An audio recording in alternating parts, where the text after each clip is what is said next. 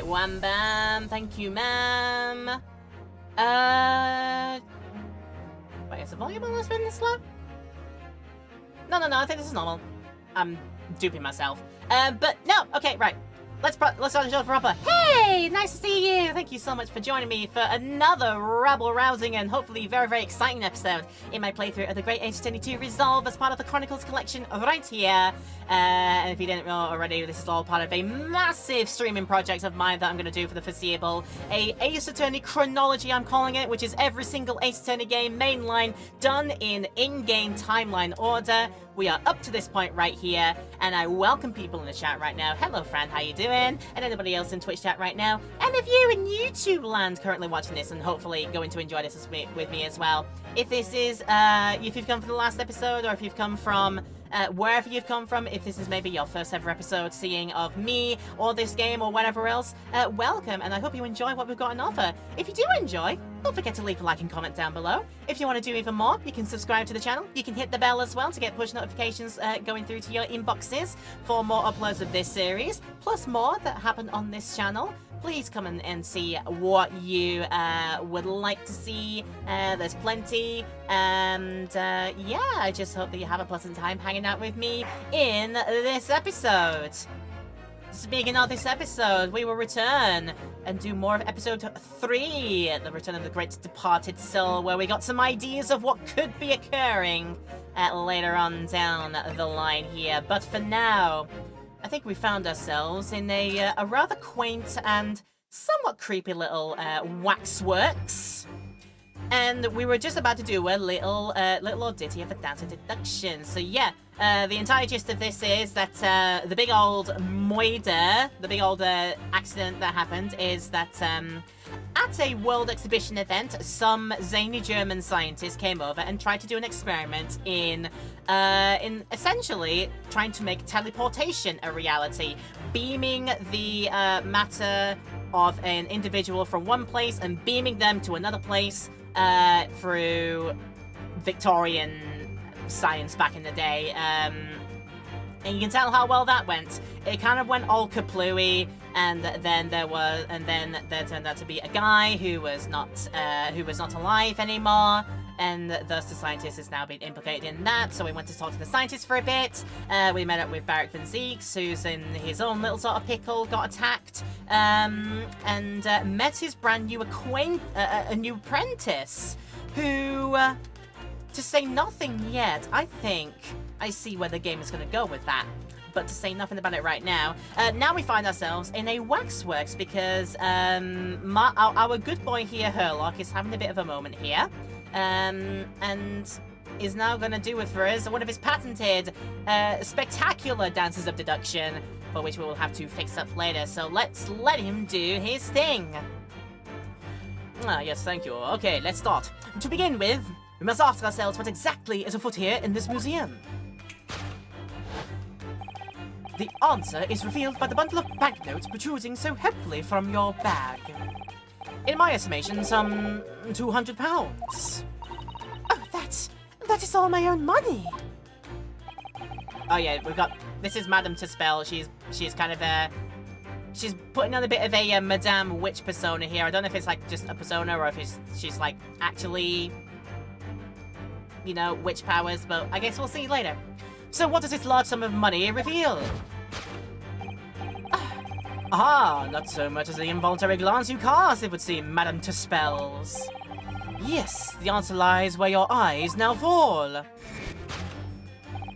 The significance of the £200 is revealed by that public notice. Right, that's gonna be it, me fix. Waxwork for sale? Your business has hit hard times, it would seem. In short, you sold the infamous killer, the centerpiece of your special exhibit, for the sum of £200. No!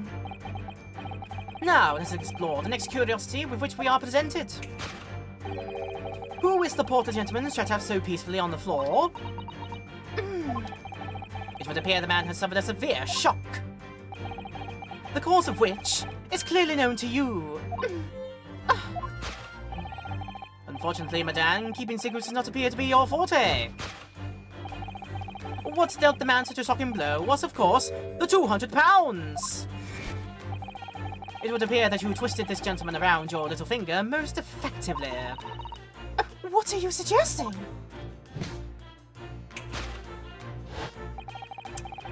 He rashly agreed to purchase the waxwork for the sum of 200 pounds. Only when he came to hand the money over did it occur to him what an extortionate amount he was paying. But the money was no longer in his hands. And the result? The scene we see before us. He collapsed in shock. Okay. Yes, the killer in the special exhibit fetched a killer price. We can only pray that the gentleman's dreams are not plagued with regret. The fate of the waxwork sold for a tidy penny. But we gotta fix that later. What about the location of it now? So where did it go? Pray tell, Mr. Sholmes. The question that arises then is what has become of the waxwork that changed hands? Let us consider that problem for a moment. You cannot possibly! Oh, he can, but he will try. What immediately strikes me about this conundrum is the young man standing over there. Who is this fellow? To find the answer, we need only observe his neckerchief. Such as is worn by policemen as a secret sign to fellow members of the force that a crime is being perpetrated. Yes, this young man is an undercover policeman, currently investigating this museum. I know him well, in fact. It's Sergeant John Clay. What are you talking about? The man's quite a celebrity. He received triple accolades at last year's policing awards. But... Next, we turn our attention to the old man set before him with a particularly unsightly visage. I've been watching closely, and he hasn't moved a muscle. Almost, in fact, as if he were a waxwork. But you... Your reaction only confirms my suspicions, madame. I noticed it at once, of course. Observe! The telltale sign that instantly proves whether or not this old man is a waxwork is the obvious price tag. Threepence? A tragically low price, you might say. Though perhaps the going rate for aging waxworks is riddled with... riddled with cracks. But what do I know? And yet you sold it to the portly gentleman for an exorbitant 200 pounds. The sort of plucky behaviour that's sure to attract the attention of Scotland Yard. Isn't that so, madame? I do not... Yes, the waxwork you sold has already been seized by the police and remains in their custody as we speak. The old man must be reunited with his grave in a special exhibit, and not a moment too soon. Conclusion is discovered already and is in care of Scotland Yard, allegedly. Thus concludes Sherlock Sholmes' great deduction of this horrifying puzzle.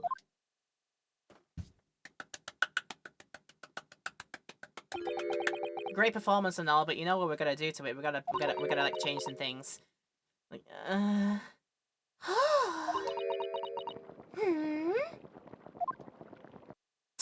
Absolutely gonna threaten with the frickin' with the melted wax all over and just like, I'll burn you for this.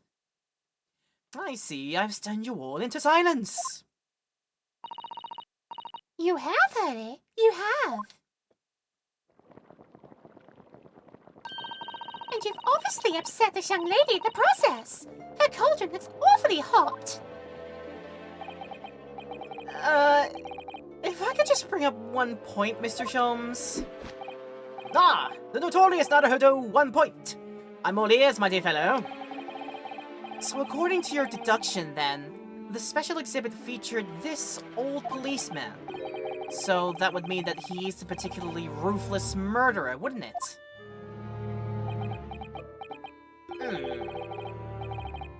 The killer policeman, Ottomole. Sorry?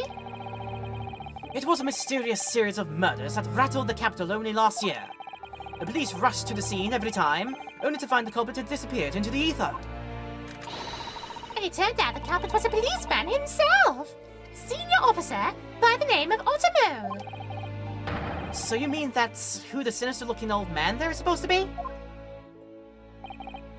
Indeed. It is a particularly grim face, is it not?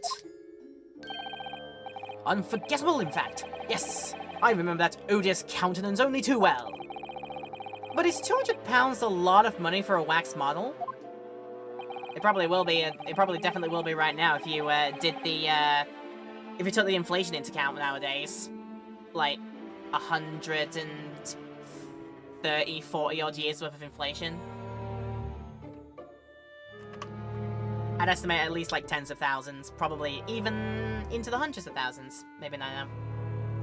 It would be enough to afford one of the latest steam carriages, if that puts things into perspective. Yes, I said that right. Don't question it. So it's quite a lot then.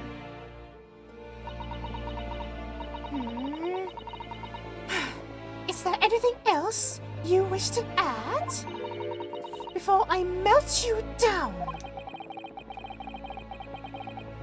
Oh, that bubbling wax is looking more and more ominous. Smell of all that molten wax is starting to worry me. Mr. Sholmes did more or less just accuse her to her face. So I think I might have to call on your assistance here, Iris. If that's alright. To make some just minor corrections to the great detective's great deductions. Of course it's alright. We'll soon set things straight. Well, let's get started then, shall we? Before Madame Tusspells vents her anger. Just what I was waiting to hear, my dear fellow. So, Madame Tusspells, in accordance with our agreement, you shall now have the pleasure of seeing this famously great detective and temporary exhibit at work. For the second time today. Hold it, Mr. Sholmes. I just gotta turn this train into the right direction. Guide it down the right tracks, as it were. Okay, to begin, we must ask ourselves what exactly is afoot in the museum. The answer is revealed by the bundle of banknotes protruding so helpfully from your bag. In my estimation, some £200. And that is all your own money, is it? So what does this large sum of money reveal? Not as much as the involuntary glance you cast, it would seem. The answer lies where your eyes now fall, onto the public notice over here. But does it really? She definitely looked in this direction, it's true. But I'm not so sure she's selling any of her wax, even for £200. Oh? She must pour her heart and soul into making them, don't you think? Over and above the wax. If I were me, I wouldn't sell them for anything.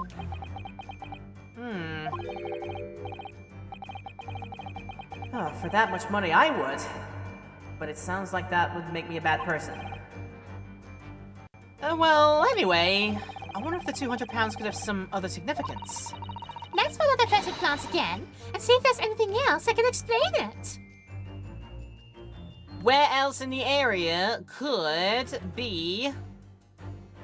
what is it there? A note on the wall that reads exactly £200 in it, perchance? Let's have a look. What's that note doing pinned on the wall there? Oh yeah, let's see. Dear Madame Tusspells, we've taken the prisoner from this room. The price for his safe return is £200. Have the money ready by noon on the 23rd of October. What? This is... It's just like the sort of thing that's left behind when someone is kidnapped. You mean a ransom? Yes, it's a ransom note. Exactly, that's what I was thinking, but couldn't put the words to exactly that. Yes, always a good idea to like check the evidence that you see first, and then it will like change what it actually means. Because now we can say, yo, that's ransom money you're holding, lady. Take that! Take that!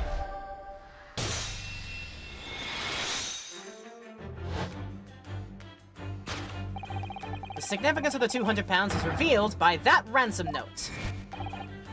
Ah, quite so. And we must congratulate these criminals on their inventiveness, abducting a waxwork. Oh! £200 is no small ransom fee, yet you clearly intend to pay it. The model in question has special importance, so I put together all the money I have. In summary then, the £200 you have in your handbag is ransom money. Now, let us explore the next curiosity with which we are presented. Who is the portly gentleman stretched out so peacefully on the floor? It would appear the man has suffered a severe shock, the cause of which is clearly known to you. Ah, oh, is it? Unfortunately, Madame, keeping secrets does not appear to be your forte. What dealt the man such a shocking blow was, of course, the £200. Now, he probably sees that kind of money every single day, dressed based on how he dresses. So if the waxwork was kidnapped, where does that leave us in terms of who this man is? We could just ask him when he comes around. I think the point of this exercise is to understand the beauty of the deduction process, Iris. Ah, yes, you're right. Harry's trying so hard. We mustn't let him down. Well, there's little doubt that he suffered a shock. That much seems clear. But in that case, what's Madame Tusspel's trying to hide? Let's have a closer look around. A closer look around her! You mean to say that... Oh, hi. Another hand of Madame that you're holding another hand with! Let's have a proper examine of this, shall we? Oh, this is just Madame Tusspel's right hand, isn't it? Yeah, it must be. I can clearly see her left hand after all. Oh, but wait a minute. This is a left hand as well, look! Huh. Don't say just creepy things, Iris, please. And it seems very stiff too. In fact, it's really hard. You mean... It's made of wax? Yeah, he was probably done it by the fact that you've got like two left hands. Maybe tried to offer a handshake or something and was like just too taken aback by the fact it's like, oh my god, what hand am I shaking here? And it's like, oh god, the shock is like, mon dieu, and then fell and then fainted like that maybe. But that's probably what you're hiding, Madame. Take that. What dealt the man such a shocking blow was, of course, the waxwork hand. Indeed, with a solid waxwork limb, one could deliver a very substantial blow. How could you? The hand protruding from the bottom of your cape. It ought to be a right hand, but closer inspection reveals that it is, in fact, a left hand. Ah! And somewhat masculine as well. In other words, it does not belong to you, Madame. It is the hand of a waxwork model. Ah!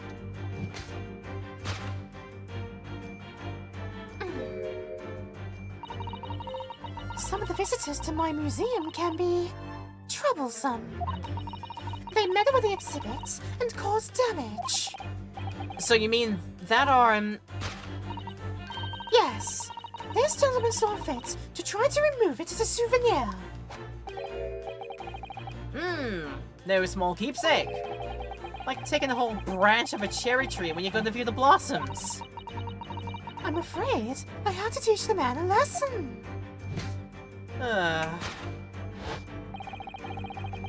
So you confronted the man and tried to take the arm back.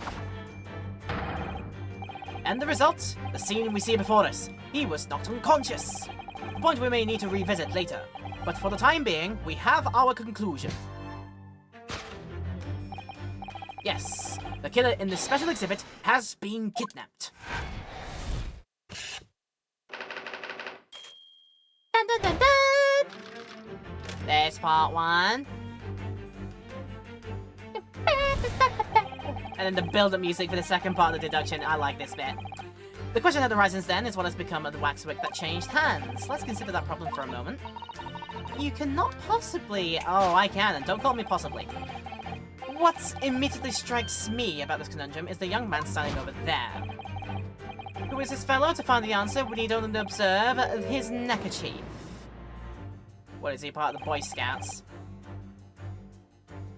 No, this is still 19th century Victorian London. Boy Scouts wouldn't have existed back then because they were formed in 1907, which is like very early 20th century.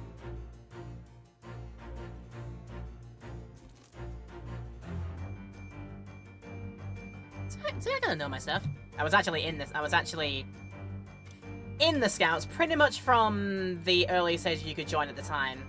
I think it was like 6 when I started going to pack meetings and went through all the rungs of the scout movement. I went from a beaver to being a cub, then to an actual scout, then to an explorer, and then to the adult members. So yeah, I've done it all. So, alright, so not the neckerchief, you say? According to Mr. Sholmes, the yellow neckerchief is a sign to other policemen that some crime is underway. A way of communicating with his colleagues without revealing his identity. Yes. It's a secret that's closely guarded by Scotland Yard. That Mr. Sholmes didn't hesitate to give away. Well, uncovering secrets is in any true detective's nature, of course. Right. Anyway, judging from Madame Tuspel's reaction to Mr. Sholmes' deduction, I think perhaps we might not have identified the man quite correctly. Maybe not there. Aha! His arm be missing. He's got a stub. This was the arm that was attempted to be pilfered, or something like that, or that was taken away to be used as a battering thing for the man, allegedly. What the? The man has a stub sticking out of his shoulder where his arm should be. Ah, well, that settles that then. Right. This isn't a real person at all. His entire arm's been ripped off and the shoulder down. His arm's been... Oh, of course. That ties into what we just found out. Alright, present that then and go wha-bam! No need to identify it as something else. It is just the stub there, because that's where the arm came from, clearly. Who is this fellow? To find the answer, we need only observe his shoulder stub. No such boneless human walks this earth.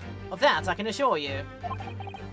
In other words, the man standing here, the young Sergeant John Clay, is in fact, defying all odds, a waxwork model. I seem to remember it was you who concluded he was a real person in the first place, Mr. Sholmes. He has become quite a celebrity in London, being the winner of no less than 3 policing awards last year. I simply had to make a model of the man. Oh, naturally. What other explanation could there be? And it was this detective's arm that was pulled off by the man on the floor of this special exhibit, wasn't it? Next, we turned our attention to the old man sat before him with a particularly unsightly visage. I've been watching closely, and he hasn't moved a muscle. Almost, in fact, as if he were a waxwork. But you... maybe he is actually, like, pretending. This is a real man pretending, and he's so good at it because he's been sleeping all this time. You know, you get such an easy job if you had to be the waxwork that pretended to be asleep, because you could actually just sleep. You'd be like, yeah, that's good. Your reactions only confirm my suspicions. I noticed it at once, of course. Observe. The telltale signs that instantly proves whether or not this old man is a waxwork is the obvious price tag. But that's not the price tag of the model, it must be a price tag for something else. A killer policeman called Ottermole, was it? Was he well known? It was all over the papers last year. But I can't say I know what he looks like. It's a very low price, though. Threepence isn't much money. Only enough for a few measly hours of gas in Mr. Garrediff's delightful lodgings, in fact. Way to bring that back game. Wow. So this is the special killer taken from the special exhibit, is it? The waxwork that somebody stole from the museum and tried to ransom for £200. Is this crusty old killer policeman Ottermole? Really? And perhaps we should have a go back around again and see if another idea crops up. What explains his news? Huh? You are human. I thought so. You might be a real human, and like I said, you get to have the best like fake waxwork person job ever because you are literally just sleeping on the job. And you can act so still if you're just sleeping on the job. All right, right. Let's get him on his Twitch then. Look at this! The old man's tapping his foot like crazy! He seems to be fast asleep there. He's not tapping his foot consciously then? So you mean... It must be a twitch! Never mind that! The point is, waxworks don't tap their feet! Twitch? Oh, and look at his arm too! We've seen a scarf like that somewhere else around here, haven't we? Yeah, we have. Maybe we could, like, examine it just in case, but I don't think it's this that we need, ping. I don't believe it! It's a secret sign that lets other detectives know some criminal activity is underway. Yeah. It's a slightly strange choice of outfit if it was trying to go unnoticed. Ah! He must be a detective disguised as a policeman. Or a detective disguised as a waxwork model of a policeman. It doesn't look like he's clever enough to think of something like that, though. Perhaps you should try to be a little more polite about him, Iris. Nah, it's opposite the Twitch we've got to present here. Take that! Take that! Is doing that thing is like, sometimes if you have your leg on the ball of your feet, and you have your leg up like that for a while, if you're like sat down somewhere, and then it just goes into like shaking on its own like that. I don't know if anybody else does that, but I do this quite a lot. Although it's not back in the heel. Like I said, it's on the ball of my foot that I just like lean on and then like just leave it in the place for a while, and then it goes into the shakes on there because I guess it can't like hold the nerve there or something, and it just like starts switching like this, and I just like shake it up and down like that. Am I the only one that does that? I could be. We'll see. That's my PC, not yours. Don't worry about it. Alright, the telltale sign that instantly proves whether or not this old man is a waxwork is the obvious twitch. Even the most realistic waxworks do not exhibit a twitch. Oh, you wait until, like, years down the line when audio animatronics become a thing.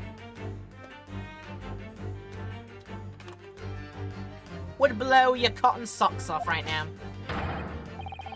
In other words, this splendid old man is in fact a genuine member of Scotland Yard. Slight shift in your choice of adjectives, then. And there you have it. Well, Madame Tisbells? Well, what? It was me who contacted the police and demanded that someone come in the first place. He's clearly fatigued. He's sound asleep. But then, what's his tag about showing the price of 3 pence? No doubt the price tag of the muffler, which the old Bobby purchased recently at the local market. And I presume you've observed the scarf tied around his arm. Does that not strike you, Mr. Nadahodo? Yeah, the secret sign used by detectives to show that some criminal activity is currently underway. Of course, because, as you know, there has been just such criminal activity happening here. As you deduced from the very beginning, Detective. So, it would seem we finally arrive at the truth. Aha! The waxwork of the especially ruthless killer from the special exhibit has been kidnapped. And Scotland Yard are already investigating. But the model's whereabouts remain a mystery. Thus concludes Sherlock Holmes' great deduction of this horrifying puzzle. But we got to the right answer this time. Wahoo! Solved. Elementary, my dear Holmes. Yeah. We do a good job. All sorts of people visit my museum here. Men and women, young and old. Sometimes they drop in just for a short time on their way back from the pub. I welcome them all. But if anyone tries to damage my exhibits, I do not take it lightly. Anyway. Aha! Your great deduction was even more enchanting than I have been led to believe. It was a pleasure, my dear madame. I'm gratified that you enjoyed the spectacle. And as for your rough customer, I've no doubt he'll regain consciousness shortly and return home. What concerns me more is the waxwork from the special display, if it was indeed genuinely abducted.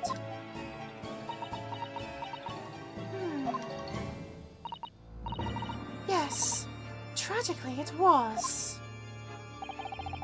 then I would ask you to recount for us the events surrounding this stolen artwork. In as much detail as possible, if you please. Very well. But after I have told you what I know, I must insist that you return to your work. The talents of a great detective could be put to better use, I feel, but as you wish. He'll be back to being static himself. Yes, indeed. Right. We're gonna take a detour very, very quickly here because I realized that I completely overlooked actually having a look around Castle Dracula over here. In other words, Prosecutor Van Zeek's office. I literally neglected to look at anything in this room and pick up on any, like, big details as such here because, yeah, I could probably get some jokes out of this and no mistake. Oh, look, it's a chess set! That doesn't scream for it being, like, for you-know-who down the line. It's like, well, I wonder what else it could mean. Right, let's have a look at this. Apparently end the supply of wine and chalices. Look at that fine collection of hallowed chalices and bottles neatly lined up there. My hallowed bottles are filled with the essence of the finest grapes from the finest vineyards I visit. And I personally oversee these chalices being made by the finest crystal craftsmen in the world. Ah, what's that famous one called again? Oh, it's like an S something name. It's like a Swiss brand. Swarovski, that's what it's called. I like Swarovskis or something. And yet you throw them around in court that they were worthless! Yes, because this imbecile is so unimaginably and repeatedly winding the mark sometimes. Oh, my fault, is it? Before you open your mouth next time, you should consider the poor artisans whose work you defile. So, it's my fault. Oh, silly me. How could I ever have thought otherwise? Perhaps next time you should consider your temper, sir. My lord, you need therapy. Something like that. Let's have a look at the chess set. Or just the desk in general, I guess. Lord Van Zeek's desk, look. It's so stylish. And that's a marble chess set beside it. Chess? Oh, that's the Western version of our Japanese shogi game, isn't it? You know, I'm actually quite good at shogi problems. Oh, really? Probably like chess problems in that case. Oh, I'd love to challenge Lord Van Zeek sometime. To a bout of shogi problems. If you only really want to challenge yourself, you can always do that on your own at home. Teach him the ways of what's such there. Well, just in case Van Zeek can be a person we can look at later, let's take a look at this massive old portrait there. That portrait really dominates the room, doesn't it? It's a very majestic outfit and pose. But sadly, whoever painted it didn't do a very good job of capturing Lord Van Zeek's facial features.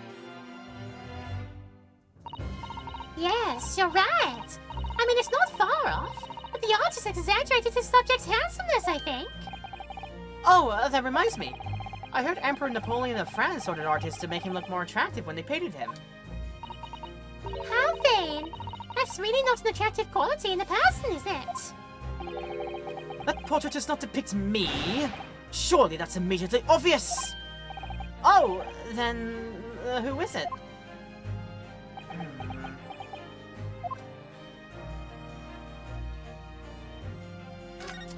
No word. I guess all we can do is infer, maybe. Father, mentor, brother, twice removed cousin, father's nephews, brothers, second cousins, his former roommate, which would make them absolutely nothing. Something like that. Right, this model's of the Great Exhibition. Yeah, we go. Oh, look! It's a scale model of the Great Exhibition Showground! That's amazing. I wonder why it's here. Perhaps he made it to take his mind off the sadness of being too busy to attend in person. Or perhaps he's too embarrassed to queue up for a ticket.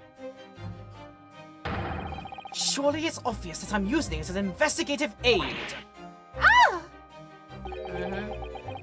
You Nipponese have no business painting others as overly reserved. I really didn't think you'd overhear that. Learn to use your inside voice next time, sir. I am surprised I can't have a look at this, but it looks like... early water dispenser, like your water fountain at like your office job or something like that, maybe. Okay, and then further on to there. The apprentice is not there. He is aging his wine, I think. Look at all those ancient casks lining the wall there. Casks in the Reaper's chamber? Or are they caskets? You don't think all those people who escaped conviction in court are lying inside them dead, do you? What ridiculous notions are going through your head, man? This is my collection of fine vintages.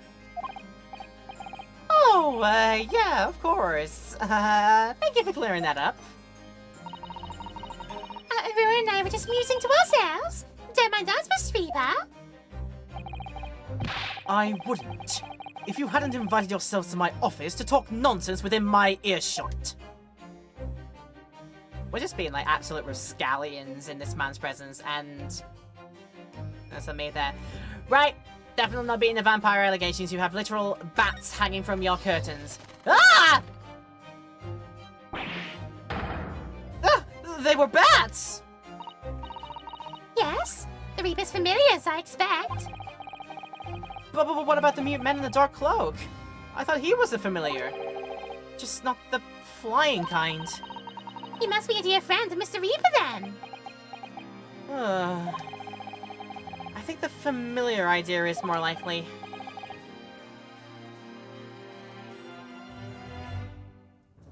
It's scary, though, either way.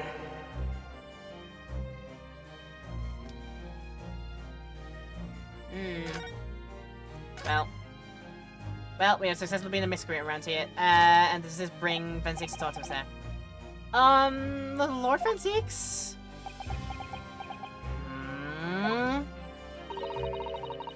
I think he's ignoring you, Runa.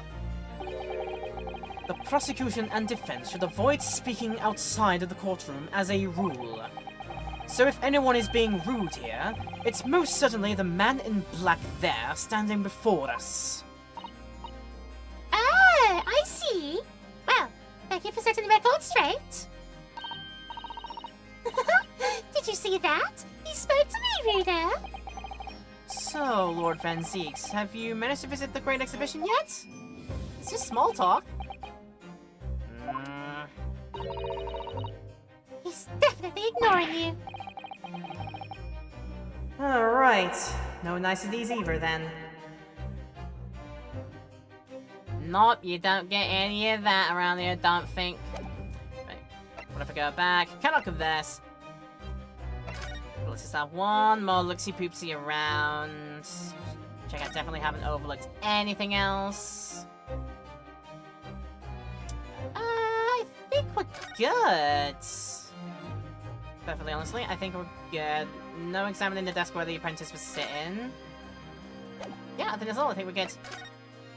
It just occurred to me that I completely overlooked looking around his office for maybe some fun things to have a look at. Alright. Which now means we can return back here, but since I spent that time looking at the office, it pushes towards getting ready for an ad break now. So, people in Twitchland, we are going to be taking one of those right now. But I do hope that you have a nice time relaxing to yourself for a couple. And if you're in here in YouTube land, we won't have a break, we'll take it out of the highlight, but if you would like to maybe hit the pause button and have a little bit of a rest to stretch your legs or get some drinks or snacks, visit the bathroom, whatever you need to do, then that's always a great idea to do that. And in any case, I'll be taking a break as well. I'll be back in a few minutes. Bam! we come back, and hopefully when the music did that boom, that intro in there, because that it's just so fitting for like this character's theme. I'm guessing it's like this character's theme. Just like hubba bubba boiling trouble. It's something like that. I love it. Alright, welcome on back, people in Twitch land and in YouTube land. We're going to do our next part of the video now, and before we do that, reminder that if you are enjoying this video, particularly in the YouTube land, if you want to leave your likes and comments down below, let me know how you're getting on with the series and if you're enjoying it. If you really are enjoying it and want to support me in another great way, please consider subscribing, hitting the bell too. That would be lovely and appreciated. But in any case, we are going to continue the show. The lovely witching and bewitching show. And we can talk to you about the stolen waxwork now. So, tell us more about the stolen waxwork, please. It was some days ago now, when I came in here one morning. I immediately noticed that the waxwork was missing from the special exhibit here. It is your most prominent display. So, that's why the curtains were closed. And I found the ransom note in its place. The culprit must have broken it during the night and taken it then.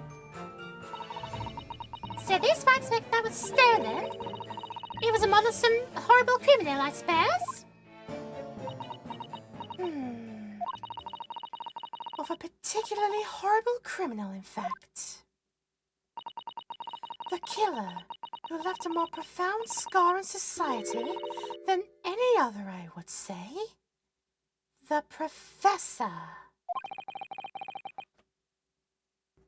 Oh, it's not a name I've heard of.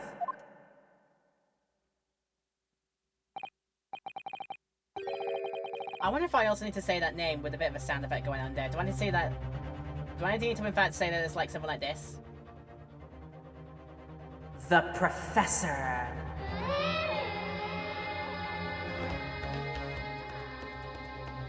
Do I need to do it like that, do I? Every single time it comes up, I just do it like that, maybe. Before it gets old. So, Mr. Naruhodo, it seems the circle is complete. Sorry? The Professor? Case... Wait. The Professor? Case happened around the time I was born, didn't it? Indeed it did, Iris. So about 10 years ago, then. 10 years ago. A series of murders that rocked the capital. 10 years ago? Yes. At exactly the time... that Barak van Zieks graduated from university, in fact. What? Surely he's not saying...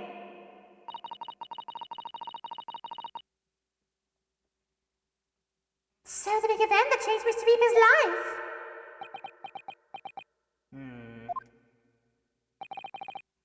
As you've surmised, it was... Sorry, did I say that all back away? I didn't mean to. Oops. I meant to say, what's coming up next? As you've surmised, it was... the Professor case.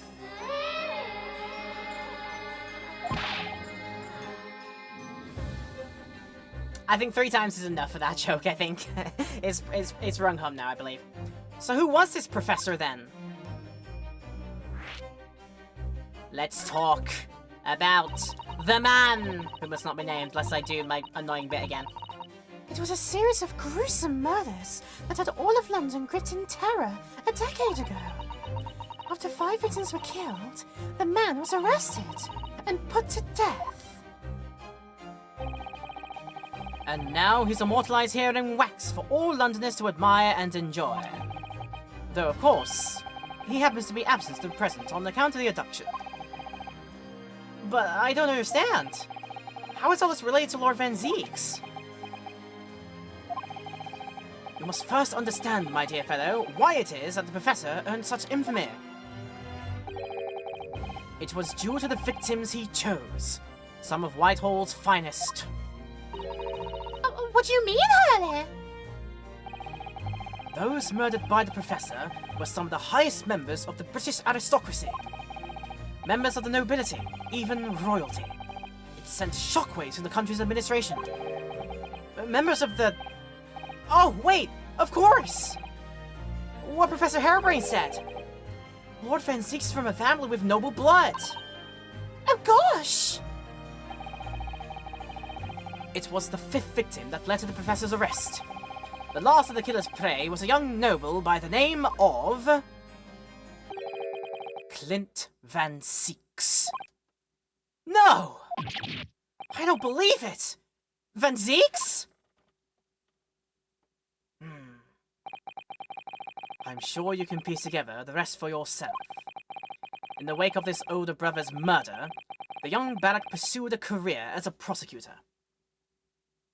Ah, older brother then, so that's probably who was immortalized in a massive portrait in his Dracula's cast, prosecutor's office. There we go.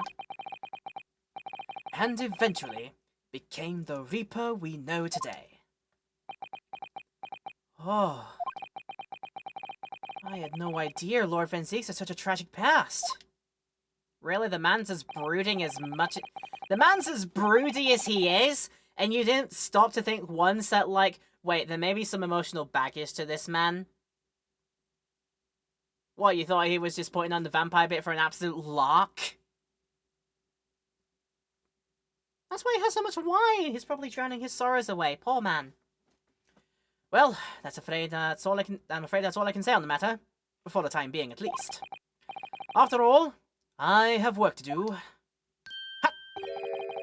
As a waxwork exhibit. I'll get back to my station now. I'm afraid I shall have to excuse myself as well. Oh yeah, of course. It's been a pleasure. Thank you. It has it, really? Well, none of the predicted scenarios I've been analyzing involved you coming to visit me here. Oh, wait, I should have... Wait. This was clearly a harebrained line, so I've got to redo that. Oh, well, none of the predicted scenarios I've been analyzing involved you coming to visit me here. It's been too long, it really has. I'm delighted to see you, Barak. It's been 10 years. And here we are, meeting in a prison of all places. I can't forgive myself for what happened to Mr. Assman! I just can't! Oh... I still can't believe it could happen!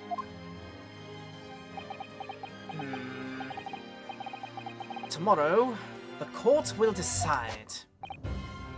Yes! I have a young Eastern man acting for my defense. He seems reliable enough, though. It was an accident! A terrible accident! He assures me he can prove it!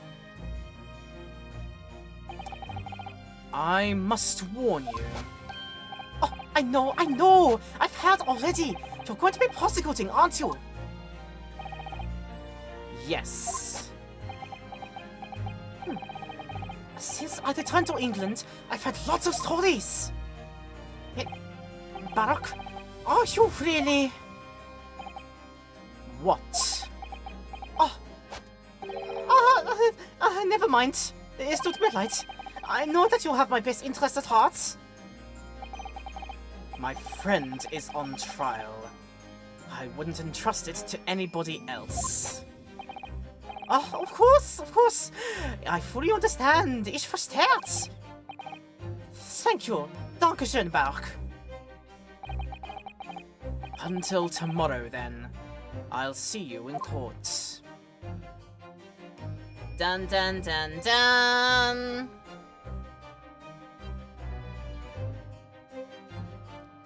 Oh, and we are courting soon. I think if my thought process is going right here. We are going to be courting. Something like that. Trial, possible. Yes, indeed we are. And it's said to be continued right now. Yay. Oh, what a wonderful time to be back here on the 25th of October at 8:52 a.m. in the Old Bailey Defendant's Antechamber. I can't believe it's been 6 months since I was last allowed to work in chorus. And now here I am, back at the Old Bailey. Oh! Hail Galahoto! Good morning, Professor Harebrain. Ich verstehe es nicht. I don't understand. It doesn't make any sense. The atmospheric pressure in here is off the charts. I've never felt anything like it. It's crushing me. I feel it every time I'm here. That gravity. Gravity! Well, this is Britain's highest court. But are you telling me it's fitted with some kind of device that can actually control air pressure? I think it's probably all just in the mind. Oh, yes, well, you won't let me down, will you, Mr. Naruhodo? I'm counting on you in today's trial to save my life! To save the secret of my super high voltage instantaneous kinesis machine from being made public! Yes, I understand. I know what I have to do. I have to establish that the explosion 2 days ago was nothing more than an unfortunate accident. Also, I'm sure there's nothing to worry about, really. Justice will prevail. My commiserations, Mr. Naruhodo, you saved me with the most tiresome case here. Who said that? Ah, my commiserations, Mr. Naruhodo. You have seemed to be lumbered with the most tiresome case here. Mr. Sholmes! I didn't expect to see you here. That was very mean, Reno. Leave me alone at home with Harley. It took me at least an hour to wake him. Is it? Are you Mr. Sherlock Holmes? Wow, he's so excited. Indeed, sir. I am he, Sherlock Holmes. Oh, I've heard all about your exploits, even while living in Germany. Ah, yes. Rand's magazine is on sale in Germany, too. Oh, this month's installment was ausgezeichnet. The sublime introduction in the adventure of Silver Blades was wonderful. It was wunderbar. Oh, yes. A memorable case indeed. It concerned a snake, I seem to recall. Oh, no, that was the Speckled Band. Which I did that case, technically, in the previous game. What a callback. Well, anyway, thank you for coming. I do appreciate your support. I'm sorry to disappoint you, my dear fellow, but I'm afraid I can't stay. Oh. I have urgent business at Madame Tuspel's. You mean your waxwork job? No, the waxwork abduction, of course. Madame has engaged my services. Oh, so you're trying to get to the bottom of that ransom note, are you? The week's wages depend on it. As does the safe return of the waxwork, naturally. But which is more important? I'm not going to say. As such, I intend to give it my undivided attention. Oh, well, never mind then. Alright, I understand. Of course, with my skills of observation and reasoning, resolving the matter will be as easy as proverbial pie. I shall return forthwith. But until I solve the case, I shall have no money to afford a pie of any description. Oh, then you must absolutely give it your full attention, Harley. Quite, Iris, quite. But life is riddled with irony, you know. Whenever I give something my full attention, I have a quite insatiable desire for a pie. One of the universe's intractable mysteries, you might say. Oh, but yes, quite! Definitely, absolutely! Oh, I totally understand! Das ist sehr richtig! Always someone a little starstruck, Sholmes and Harebrain sitting in a tree. I'm not gonna finish the joke, you see. I wish you the very best of luck, Professor Harebrain. Dankeschön, danke bitte. Thank you. Before I depart, Mr. Naruhodo, a word in your ear, if you please. Huh? Okay, what's this about? What's this about, pray tell? As you have remarkably little grounding in science, I feel I ought to inform you. As compelling as this super high voltage instantaneous kinesis hypothesis may be, a practical implementation, such as what's attempted by the Professor at the Great Exhibition, is quite impossible. But the Professor said the demonstration was a success! Yeah, it definitely transported somebody. Definitely transported the victim, supposedly. Not by way of, like, deconstructing his matter and transmitting that to another location and reconstructing it there. It literally just flung him over there in an explosion. That is what I'm going to say is going on here. Yes, it would appear that he fervently believes it was. I've read Professor Moneybane's paper about it too, Una. And I have to say, I'm sure it can't be done. It could barely be done theoretically, let alone practically. So he's completely barking up the wrong tree? Dare I say it, he's a little harebrained about it? Whoa!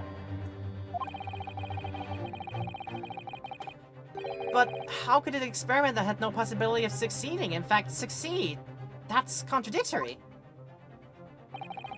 And it's that contradiction that will be at the heart of this trial, I've no doubt. Oh, what's that supposed to mean? It means, like I keep theorizing, probably. Yeah.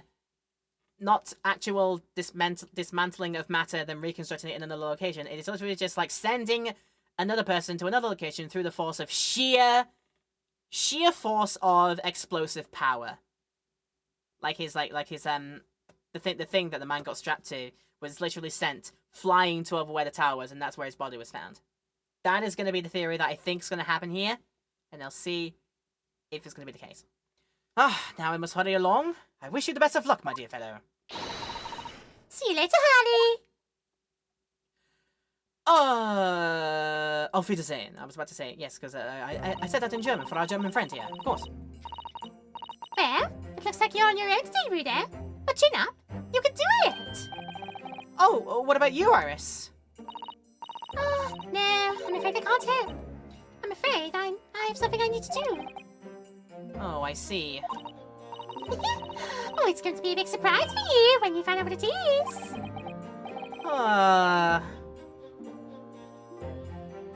That sounds ominous, and not for the first time I thought this. Counsel for the defense and the defendant. Court is about to be in session. Make your way into the courtroom at once. Yes, indeed. We're on our way. It's time again. An experiment that the laws of science say can't possibly succeed, and a scientist who's convinced that it did. That's the riddle you have to unlock here, Yunosuke. That's the key to this case. Like, yes, you sent somebody to another location by way of explosive force. You literally flung him over there. Flung him over there rather than, like, actually transmitting him there particle by particle, atom by atom, across the waves or whatever. You literally just exploded him over there and he went flying. That's what happened to him. Probably. 25th of October, 9:10 a.m., the Old Bailey courtroom. We are back! Hello! In the name of Her Majesty the Queen, I hereby declare this court to be in session. We are sitting today for the public trial of Professor Albert Harebrain.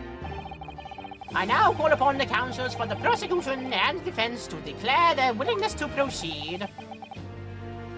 The prosecution, totally not vampire coded, even though my cape says otherwise, is ready. The defense is ready, my lord. Gosh, I'm 6 months out of practice, and what's more, I'm without Susato-san today.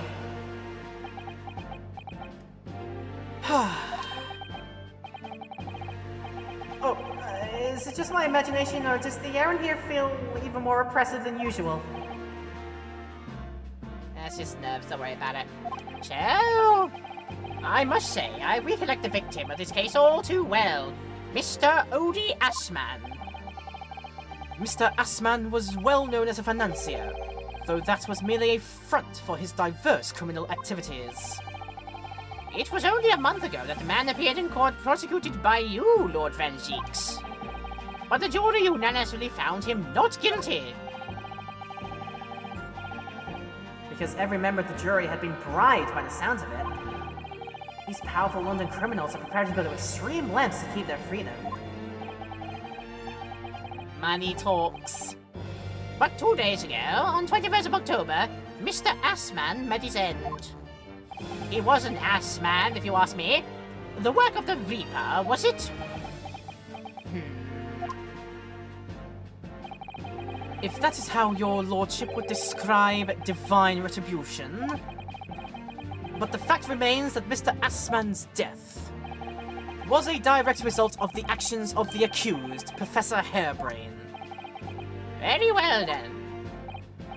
Now, ladies and gentlemen of the jury, you have been selected at random to represent the will of the people. Are the 6 of you ready to fulfill your societal duty? Why do you strike me as Abraham Lincoln alike here? I am most gratified to have been selected to carry out this important civic duty, my lord. Ooh, you're pretty! Ooh, to have a man's fate in the palm of one's hand. Oh gosh, oh golly, it sends shivers down my spine. Oh, science experiments, magic conjuring tricks, courtroom trials, all or nothing more than performances. Any spurious scholar that defies the reputation of science deserves to hang. We have to listen to what the ambassador says and settle them one. And that's it, isn't it? Ah, they found the sleepy man from the Waxwork Museum. What's like this about it? What's like this alarm? Freaking hellfire. That's the police killer Rodimo look-alike. Again. And he's as exhausted as ever, it seems. Again, we have another eclectic mix of randomness from the 25 people of London that seem to exist. Now, as I'm sure you are all aware, the incident we are here to judge today tragically took place at the Great Exhibition shortly after its opening. Though the death toll could have been far worse, with the exception of the victim, no one was killed. Nevertheless, the dream of the science being exhibited rapidly turned into the nightmare for the spectators. A tragic turn of events, and as such the eyes of all London, no, the whole world will be on this trial. It is our duty to reach a swift and just conclusion, I feel. There'll be a conclusion, but swift or just, debatable. So, your opening statement, please, Lord Van Zieks. Hello, Cat. You're here for the trial part, and just in time, I believe.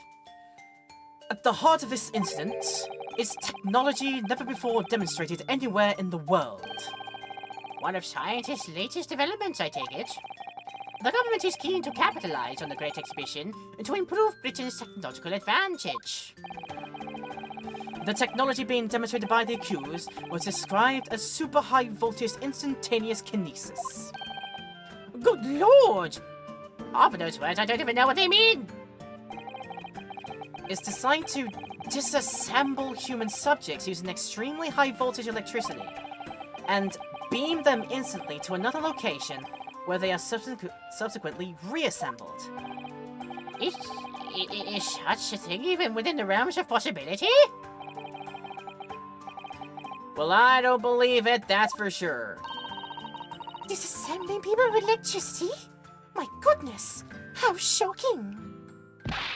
The whole idea is absurd. The hypothesis would never stand up to scrutiny. Sir, I believe that you are a fellow of the Royal Society, are you not? An expert in your field. I am, and my word on the matter can be considered final. Instantaneous kinesis is poppycock. So this expert and Mr. Sholmes are in agreement. It's impossible. Yep. Even in today's day and age, we could probably do it with, like, literally with particles and atoms. I think I've read that they might have tried to do so with, like, you know, like subatomic particles and such, but, yeah, never with something like us, for example. What is the prosecution's view on the matter? The prosecution would assert that the accused instantaneous kinesis demonstration was a success. What? What? Order! The professor's hypothesis is currently under investigation by the British government. If it is deemed to have merit, a substantial research grant would be made available. The accused made use of the invention built on his new hypothesis to take Mr. Assman's life in order to be the sole benefactor of the grant. But... This disastrous demonstration was no accident. It was carefully designed from the outset to end the life of the victim. A two birds with one stone, Stitch. He'd get away with the murder, pass it off as an accident, but the hypothesis would be proved true, and thus the scientists would be like, ooh, wait, no, yeah, this will probably be right. And then he'd get the grant money and be like, yeah, it's off. That's what Van Zieks is going to postulate here. Thank you, Lord Van Zieks. The prosecution's stance is clear. But you will now bring forth witnesses to substantiate your claims. Gladly, my lord. Cape off! He takes off the cape, and it's like that thing where, you know, say a gym fighters take off their weighted training clothes, or Rock Lee takes off his braces in that one Naruto scene. You know the one? He drops the two like weights beside him, and then when he drops it again, they come up with a massive plume of crashing smoke and rubble. That's what it's like when Van Zieks takes off his cape. His vampire powers grow like twice-fold. Bailiff, show the first witnesses to the stand. And whomst? Accused himself and Tobias, Fish and Chipman! Witnesses, state your names and occupations for the court. Yes, sure, I've done this millions of times before in this game series. You know who I am already. I'm Tobias Gregson, Defensive Inspector of Scotland Yard's Homicide Division. I'm the funny fish and chips guy, yada yada yada. Yes, I was on duty at the demonstration on the day in question and in charge of the following investigation. I'm here every single time. How do you not remember me by now? My goodness. Albert Halpin, scientist! God, how would you say that in German? Because I know you say, like, just pure science in German. It's like this weird, like, long word, like, Naturwissenschaften. You say it like that. You say science like that, but what about scientist? How do we for scientist, then? Like, a person who does science. Gosh, I'm curious now. I am absolutely curious now. I know I studied German, but that German was, like, years ago by this point. Let's just translate from that. In fact, English to German. Scientist. If science is Naturwissenschaften... Ah, there we go, okay, and it's giving me both the masculine and feminine forms. Wissenschaftler is masculine, or Wissenschaftlerlein. Oh wait, Wissenschaftlerin is the feminine. So, Wissenschaftler or Wissenschaftlerin. There you go. So we could probably say, like, Naturwissenschaftler. Like that. Okay, yep, thank you very much. No, I don't want to do French and German. I usually do English to Japanese for stuff out here. There we go, right.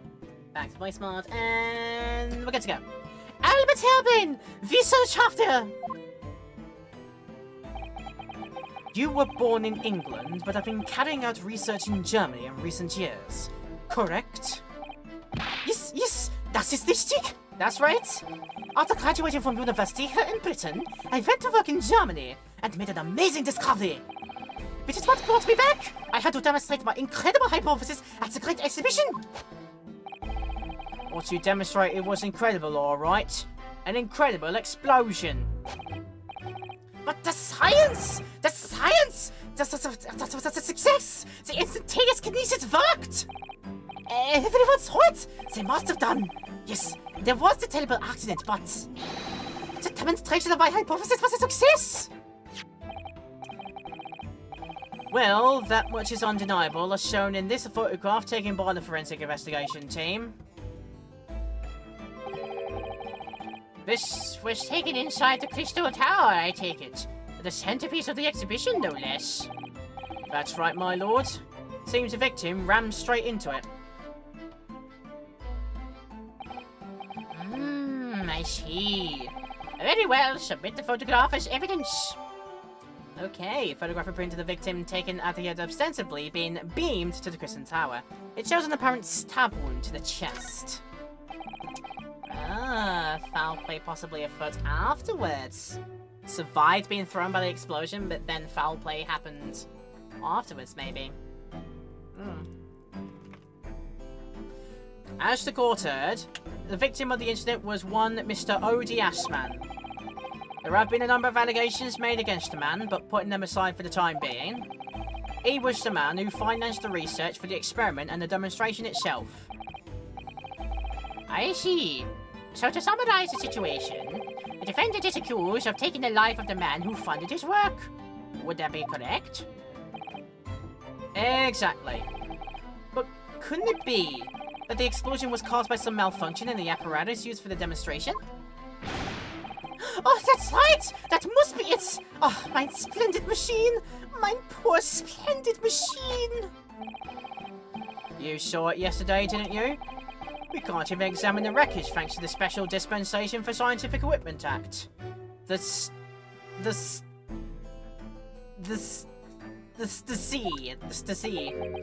Oh, what? What? The wreckage? The wreckage?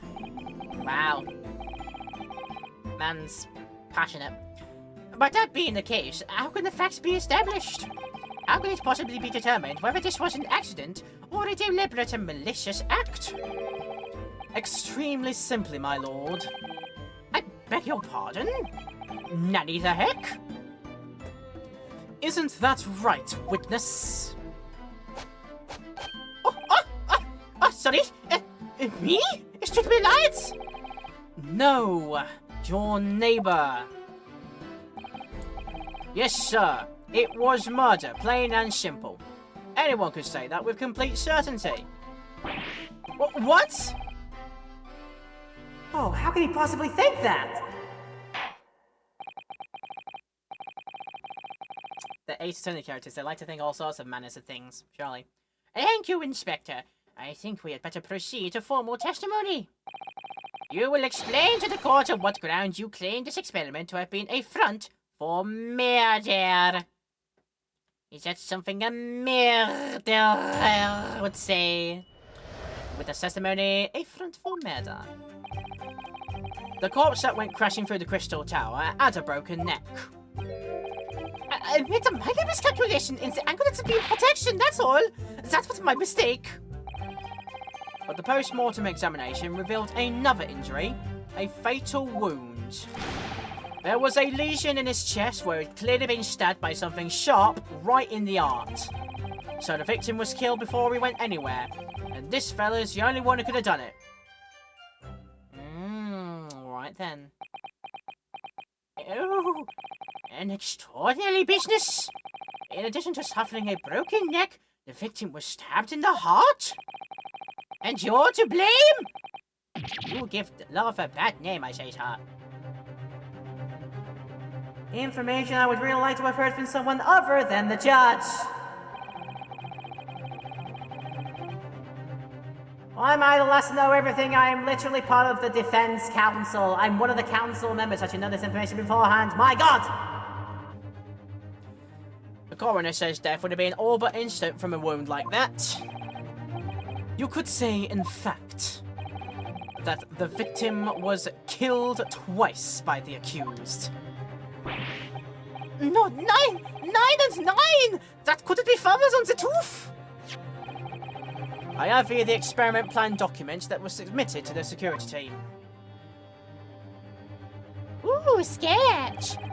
The victim stood himself inside something called the birdcage, ready to be beamed instantly. Poof! Poof! To the second level of the Crystal Tower, about 25 yards away. The experiment did not go according to plan, however. Kablooey! As the machine was put into operation, there was a large explosion. The blast caused the beam transmitter to point higher than intended. Woof! Accordingly, the kinesis resulted in the birdcage materializing in mid-air, from where it subsequently fell, crashing through the glass of the Crystal Tower's large round window. Right. Word! One assumes the victim's neck was broken upon impact with the tower, then. I'm so sorry! I didn't mean for this to happen! The machine was just too powerful! But honestly, clearly, I swear, it was just an accident! A terrible accident! Unfortunately, that excuse can't save you. Give me a drink, bartender. Oh, no, not considering the sharp murder weapon that pierced the victim's heart. We want you to Now join have a us. drink, you silly bean. Of course I will. Thank you, TV Antenna, as per usual. That's a couple of gulps there. Thank you for keeping me in check. I have been drinking, I think, a lot more than I usually would do, but, you know, thank you for keeping in check as usual. Make sure you're all hydrated as well. It is hot in many places in the world right now, so do make sure that you are, taking care of yourselves in that good old hydration department. Yeah, okay. Right. Mental weapon? What are you saying? This is the autopsy report submitted by the coroner. Not updated, we don't get to that point yet. It's not that point in time. It will come soon, I'm sure, and it'll be a rather funny joke. The prosecution would like it entered into the court record. Your request is granted, counsel. The autopsy report of the victim, Mr. Assman. His neck was broken from the impact of a violent fall, and then he was stabbed in the chest with a sharp object.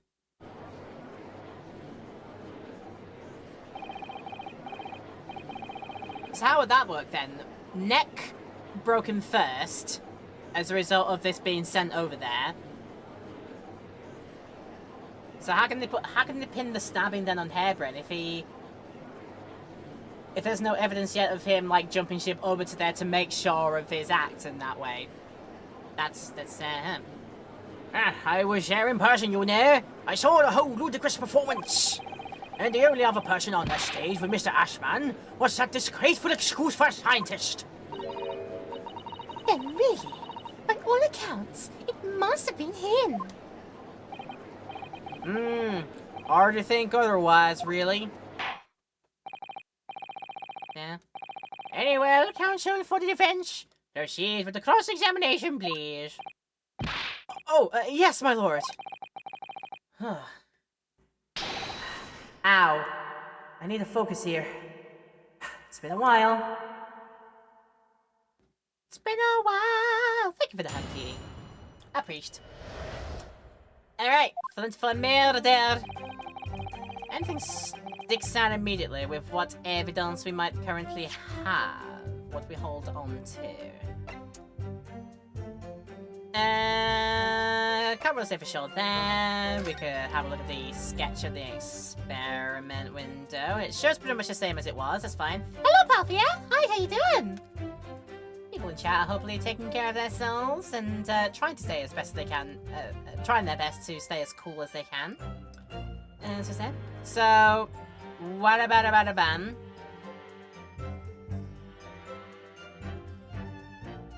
Yeah, allegedly, that's being sent flying up there, either by the way of the of the kinesis, or by just being thrown up there by force of explosion, then landing down here, crashing through the window, going neck first, breaking that, and then somehow getting a stab wound during all of that. Very fishy. Very much fishy. Ew, could it be...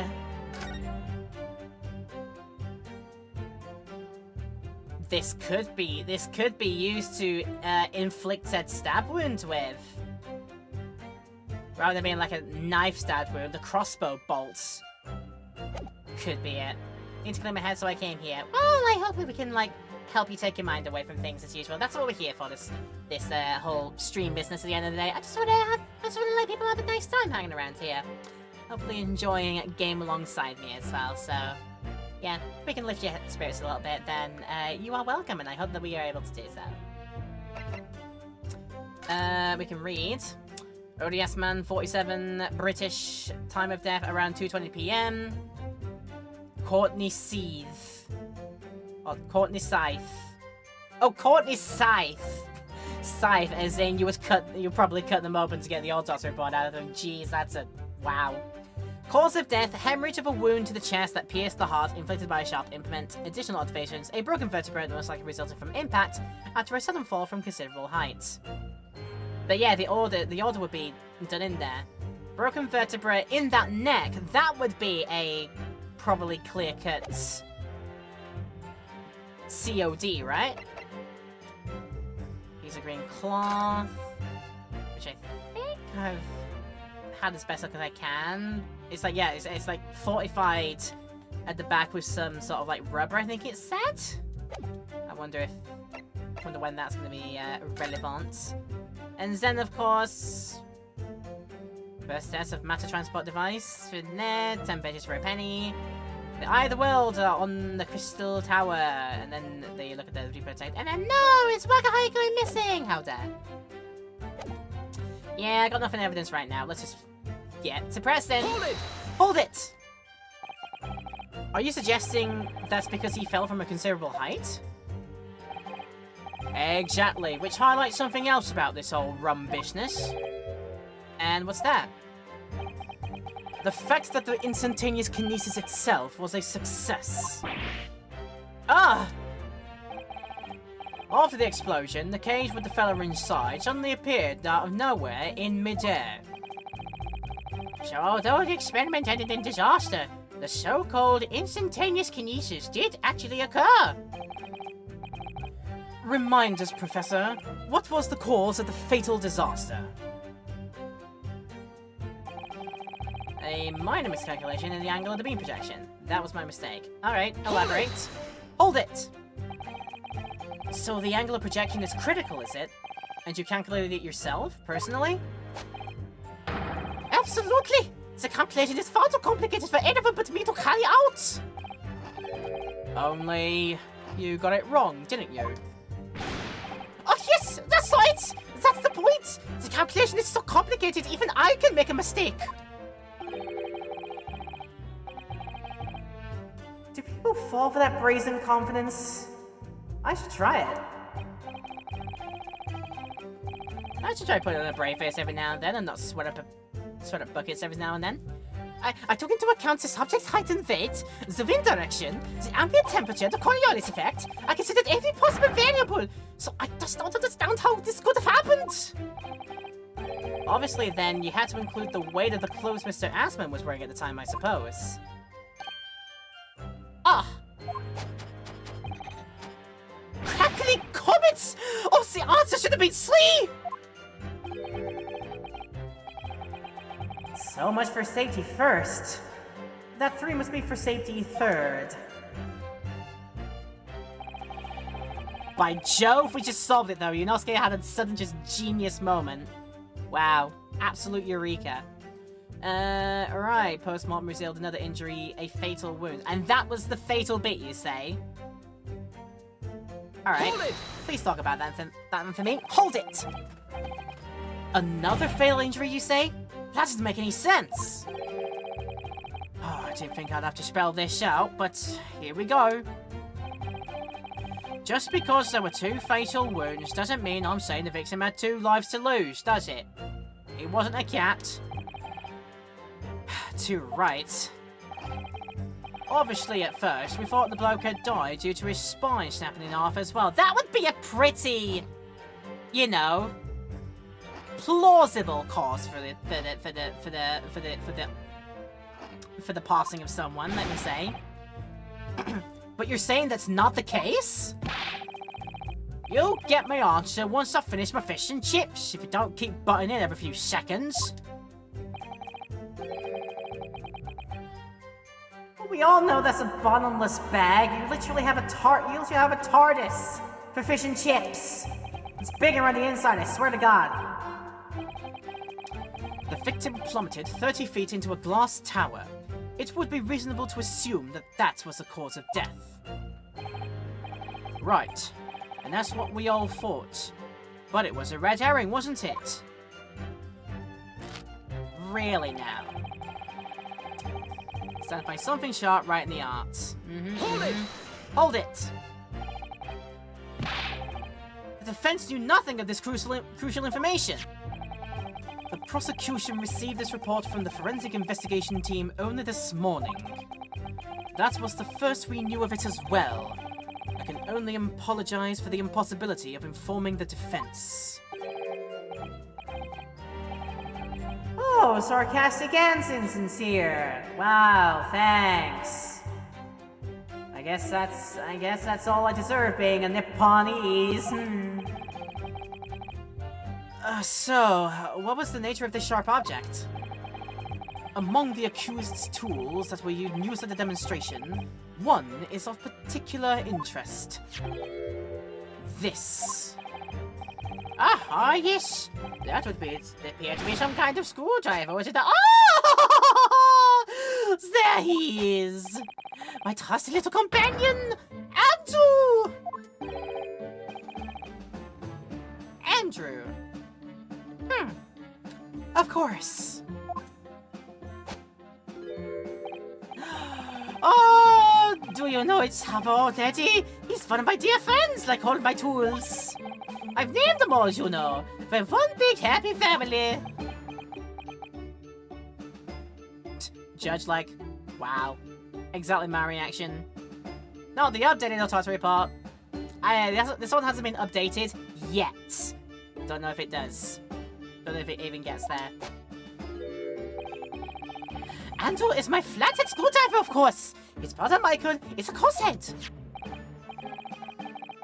Well, it would appear that your beloved Andrew has a red stain on his shank. Ah! That isn't... It's blood, beyond all reasonable doubt. No! And that's not all. The long, sharp shape of this Andrew fellow is completely consistent with the victim's wound. What?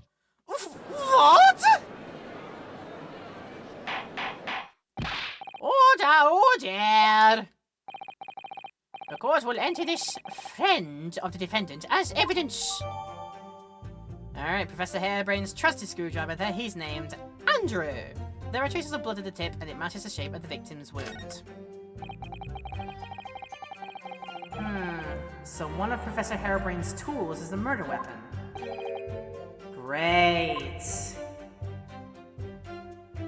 My job's 10 times harder, and it was already 10 times as hard as it usually should be. That would make it 10 times as hard as 10 times as hard. 100 times as hard, my god, 10 squared. The kid was killed before I went anywhere, and this fella's the only one who could have done it. I certain that the order happened. Okay, now that would make sense. You're trying to pass off that the stab was first before him being launched to over there for his vertebrae break. Hold it! Explain then. Hold it. What grounds do you have for saying that? Huh? Do you really need to ask? Yes, I'd like you to elaborate. Don't be smarmy with me, sir. There were only 2 people on that public experimentation stage in front of the whole crowd. The victim, Mr. Odie Assman, and the accused, Professor Harebrain. And we know for certain that before the experiment, the victim was alive. That's right! I saw him with my own eyes! Furthermore, following the explosion and kinesis, nobody went anywhere near the body. In other words, only someone else on stage with the victim could possibly have done it. What are you saying, Dr. Emmett Brown? Great Scott!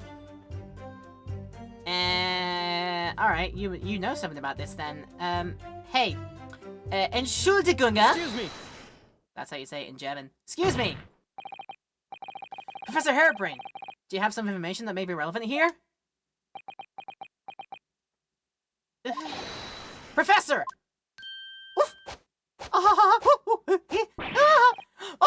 Sorry! Oh, sorry! Es tut mir leid! I was just calculating the optimum coefficient of electrolysis to separate molecules in the human body. And the witness stand is the best place for that? Yes, it seems as though you might have something to say about Inspector Gregson's last remark.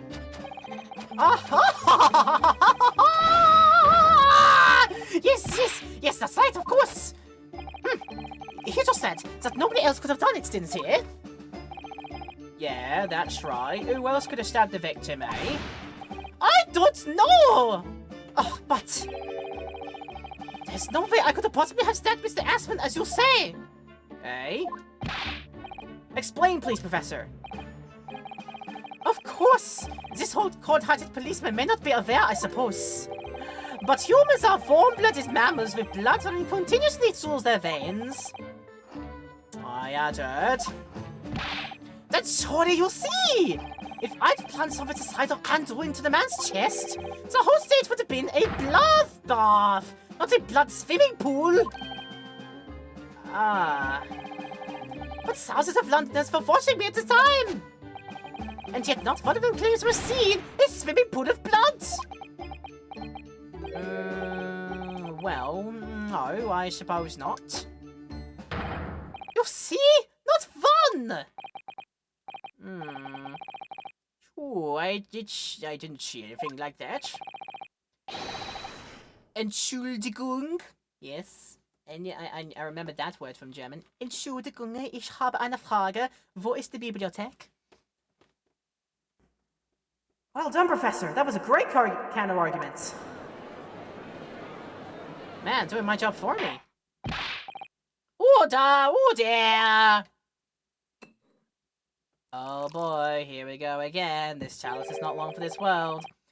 Pray forgive the discourtesy if I savor a drop from my hallowed chalice to accompany my old friends a-juicing. Huh? Here's to you, Albert. Oh, you're too kind, Varrock. But really, I'm really not a pat on you. He didn't even take a sip of it that time. No, you're not. Oh, no? Ah! You've neglected to mention one crucial possibility. I have? Oh, I have? A particular situation in which very little bleeding would result from a stab wound. And that we shall love to find out once we come back from a break. I glanced up and saw it's nearly ad break time, so we're going to do that right now. People in Twitch land, this is your perfect chance to go and do some business while we run some minutes of ads and listen to the tension music as usual. But people in YouTube land, there will be no break. We'll have put it out of our highlights, but do feel free if you wanted to pause the video to take care of some business right now. If you need to go to the bathroom right now or do something else, take some time for yourself, it's always a good idea to do that. So pause the video and then come back to us when you're ready. We'll be right here and waiting. And in any case, yeah, it's time to take our break now. I'll see you back here in a few. My man, I am so curious. What do you mean is the situation? But before we find out what the situation may be, I want to welcome back people in Streamland or in YouTube video land as well. Thank you for your patience. Of course, there was no break if you watch this in YouTube land because we do cut out the highlight breaks from our highlight, of course. But it's always a good idea to take a pause every now and then so you can go and stretch your legs and do whatever else. But I hope you're having a fun time watching this still and are enjoying what you're seeing.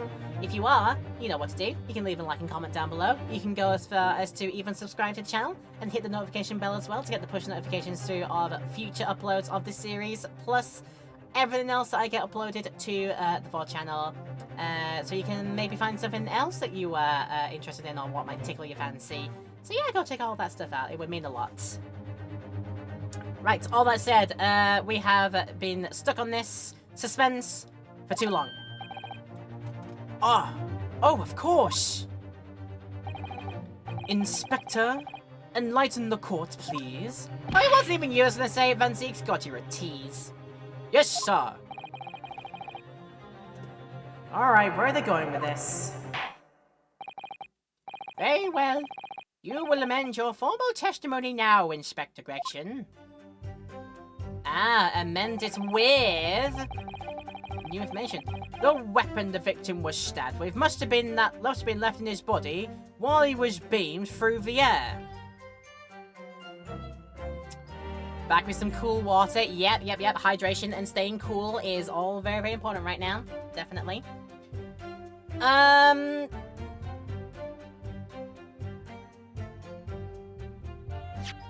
Right, don't we have a problem with that?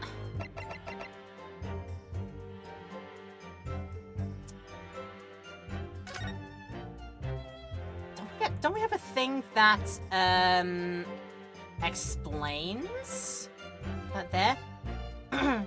I don't know if Hairbrain mentioned that the only thing that this thing is designed to transport is human matter. Must have been left in his body while he was being through the air. But yeah, like I said, doesn't the experiment only carry human particles rather than particles of another description? I don't know. After tasting it, cool is relative. Well, it's fluids, it's hydration. You need them at the end of the day when it's hot. Hold it! It's fine. Hold it! Why would you think that, Inspector? With any wound, it's only when you pull the weapon out that profuse bleeding occurs. Once it's still lodged in the body, it acts as a stopper of sorts, for want of a better word. I see. Like a cork in a wine bottle that Van Zeeks keeps breaking all the time. You don't need a medical degree to be aware of this fact. It's common knowledge for any investigator. Oh, where's Suzaru-san when you need her? If you ask me, this bloke masked what he was doing from view with his body before stabbing Ashman in the chest. Then he beamed the victim off the stage with his fancy device, the screwdriver still placed where he planted it.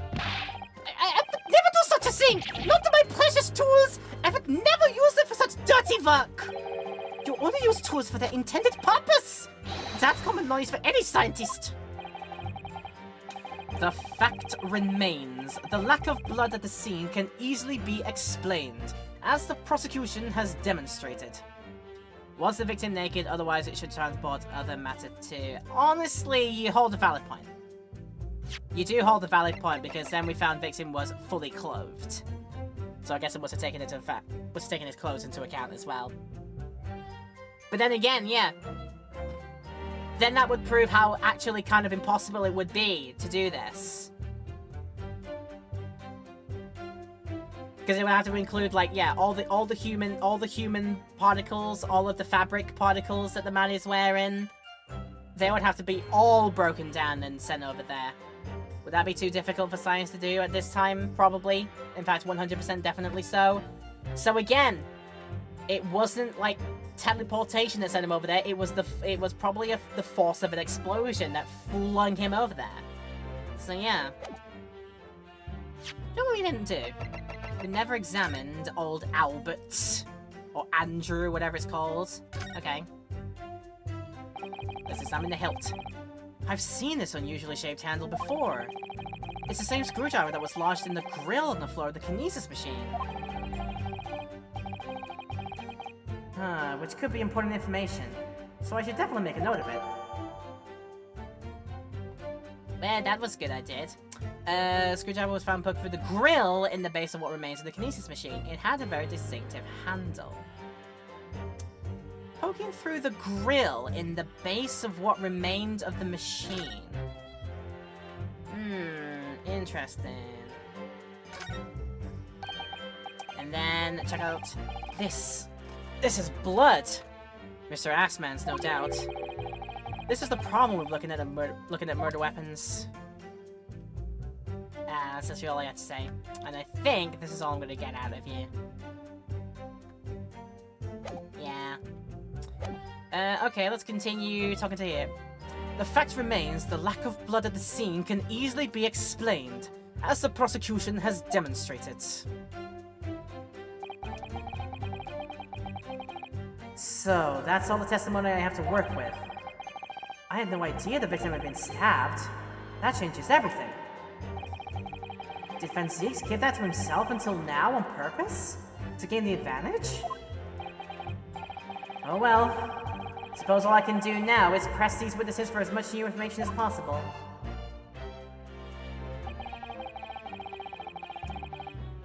Uh-huh. I made a minor miscalculation with the angle of the beam projection. Uh-huh. Post-mortem revealed another injury, fatal wound. Lesion in the chest. Suffered something right through the heart. The weapon the victim was stabbed with must have been left in his body whilst he was beamed through the air. I don't know, do I have anything on that?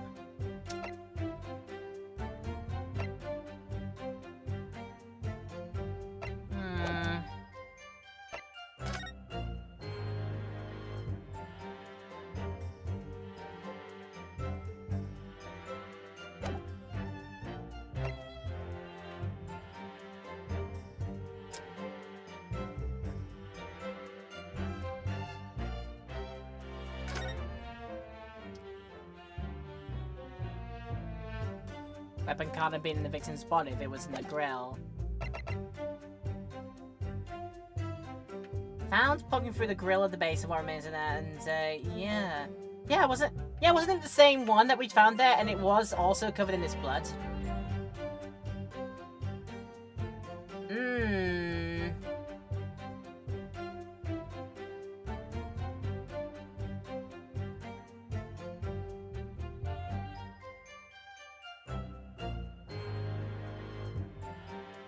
No, you could be onto something there.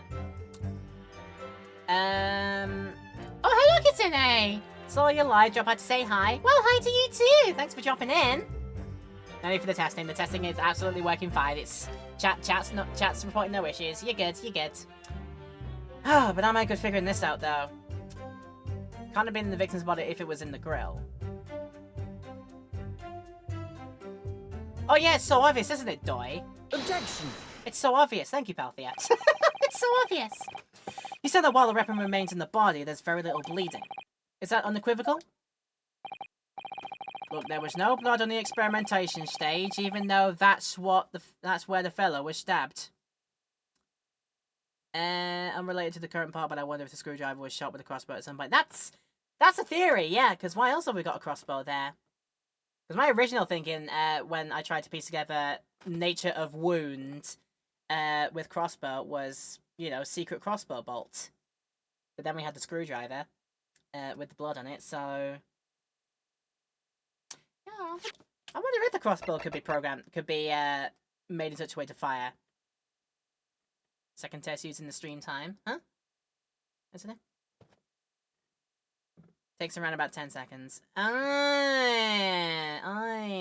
For chat message to appear on the screen at the present, yeah. Oh, I see. That's okay. That's fine. Understandable. Understandable. You like to know those kinds of things, don't you? That's okay. Okay. There was no blood in the experimentation stage, even though that's what the fellow was saying. Yep. The only explanation for that is if the screwdriver was still in his body, stopping any heavy bleeding. It's common medical knowledge, my learned friend. Even on your side of the world. Yeah, but about this screwdriver. The thing is, we actually saw it at the scene ourselves.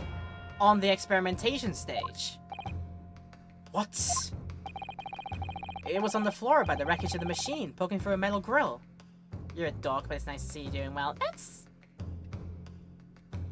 I'm sure you mean dork in the nice time. Hope you had a look at Pride once it's your life first now. Hey, what I had to say is... Pride is for the entire year, not just for a month. We can be loud, we can be proud, we can be prideful. All days of the year, not just for June. So, yeah, I might do the thing of, like keeping that, keeping the Pride Progress flag somewhere else on the stream for, future use. I might end up just doing that. Yeah, I feel like it's a good idea. Okay. I went to pick it up, but the detective here stopped me. Isn't that right, Inspector Gregson? Oh, well, now you come to mention it, yes. Inspector, are we to understand that you permitted the Defense Counsel to investigate? That you contravened to Special Dispensation for Scientific Equipment Act? No, not at all! I wouldn't do that! I just let him look and nothing more. I was very clear it wasn't a touch of thing. Yes, that's true. This screwdriver was in plain sight on the stage. But it shouldn't have been, should it? What are you getting at? Well, I agree. I also like the idea of LGBT plus Wrath Month in July. If we didn't get our way in June, then we'll definitely do it in July by some way or another. You'll be in your walls. If this tool had still been in the victim's body when the victim was beamed away by the machine, then it shouldn't have still been on the stage. I'd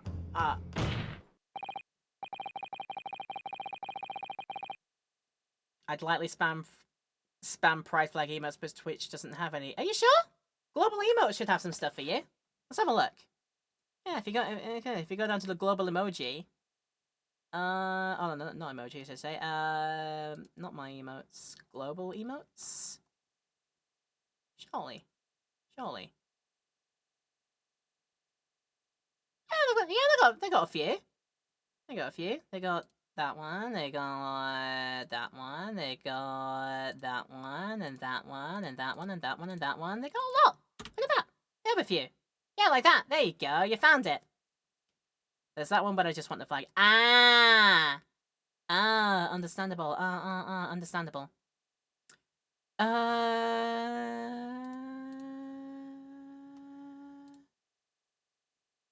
I don't know if it's there. I mean, I do have this, which I am dearly hosting for my dear friend Julia. I do have that one. And I also have, in fact, I also have this one. I have both of those. I do miss the flags. Yeah, not just one that's just a flag on its own, but you know, we like to circumvent that with using those in the hearts and yeah, just designing our own ones. If you want to just make just a standard, like a box standard flag emote, then yeah, people are free to do that. And a lot of times people do, like so.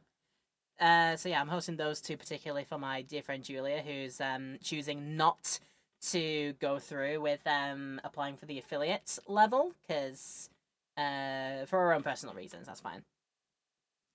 Got a perfect grade Zeta Gundam to build. Hope you have a fun stream. Yeah, hope you have a fun time building that as well. We could always be a background noise if you want to, but we will not hold you to that. I just hope you had a pleasant time here. Thanks for coming down. Right. Where were we? That's right. We should have been beamed across the Crystal Tower along with Mr. Assman. I'm not focused into the window again. Oops. There we go. And been found still lodged in the victim's chest. Not me chips! Order! How do you explain this, Inspector? That G was meant to be for a capital G, for Gundam. Yeah, I'm not gonna police that, really. If I police that, that's pedantism. And I'm not all about that. I don't urge it. Chips. It looks as though everything that the victim had on his person moved with him when he was beamed. If the screwdriver was still in his chest when the instantaneous kinesis occurred, obviously, that should have been beamed to the destination as well.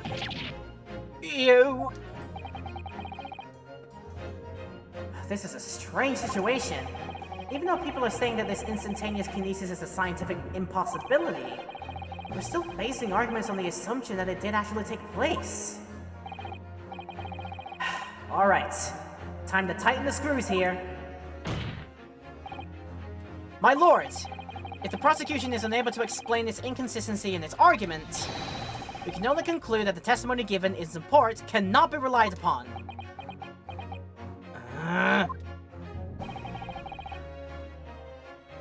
Lord Sanziques is stumped! Was that scientist man screaming? It was like, I smuggled it! Oh. Do you have something to say, witness? By God, you screamed that with all of your heart. Yes! Yes, I know it! It bears out! The equations hold! Mr. Naruhodo! Don't worry! About what? Oh, without delving into the details, there is no inconsistency. What? Even if Anto had been lodged in Mr. Osman's chest, my trusty tool wouldn't have moved. Anto remaining on the stage is consistent with my calculations. Wait, what are you saying? You should. I think you should shut up. What? I think Scientist Man should shut up every once in a while. Ah, my leg! Every time I like to think that's just something happens. Like either it's the leg or the eye or the cheek or the arm that one of those shards of wine bottle glass gets stuck into, I guess. It would seem your illusions have been shattered. Oh, that joke was painful. Clearly we should hear the accused's explanation. Or should I say, this brilliant scientist's explanation?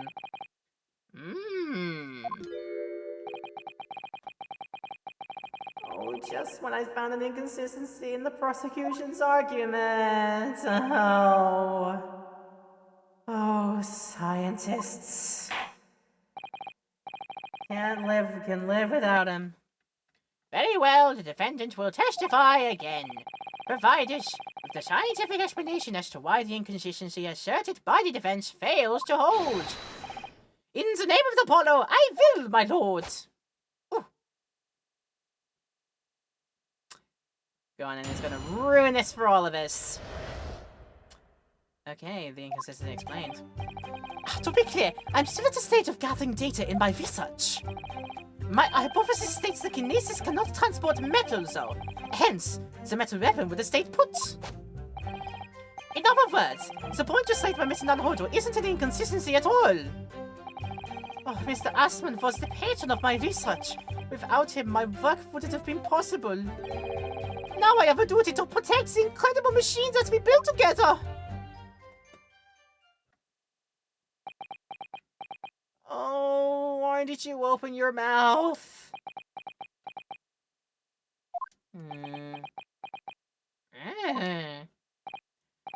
So, the first of your testimony, Professor, is that based upon his hypothesis, metal objects cannot be moved by this method of instantaneous kinesis.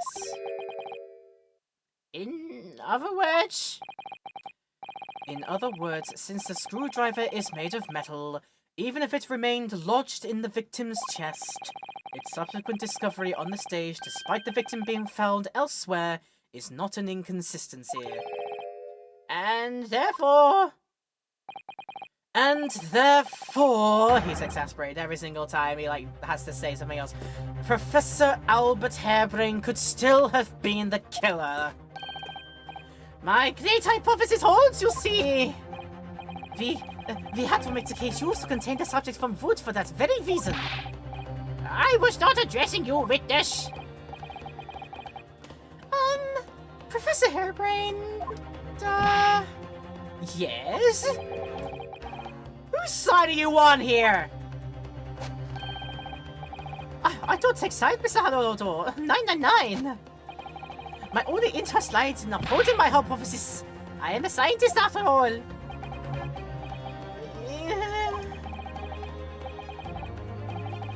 God, is he working for us or against us? It's very hard to tell. Let's see how you cross-examine this testimony, my Nipponese friend.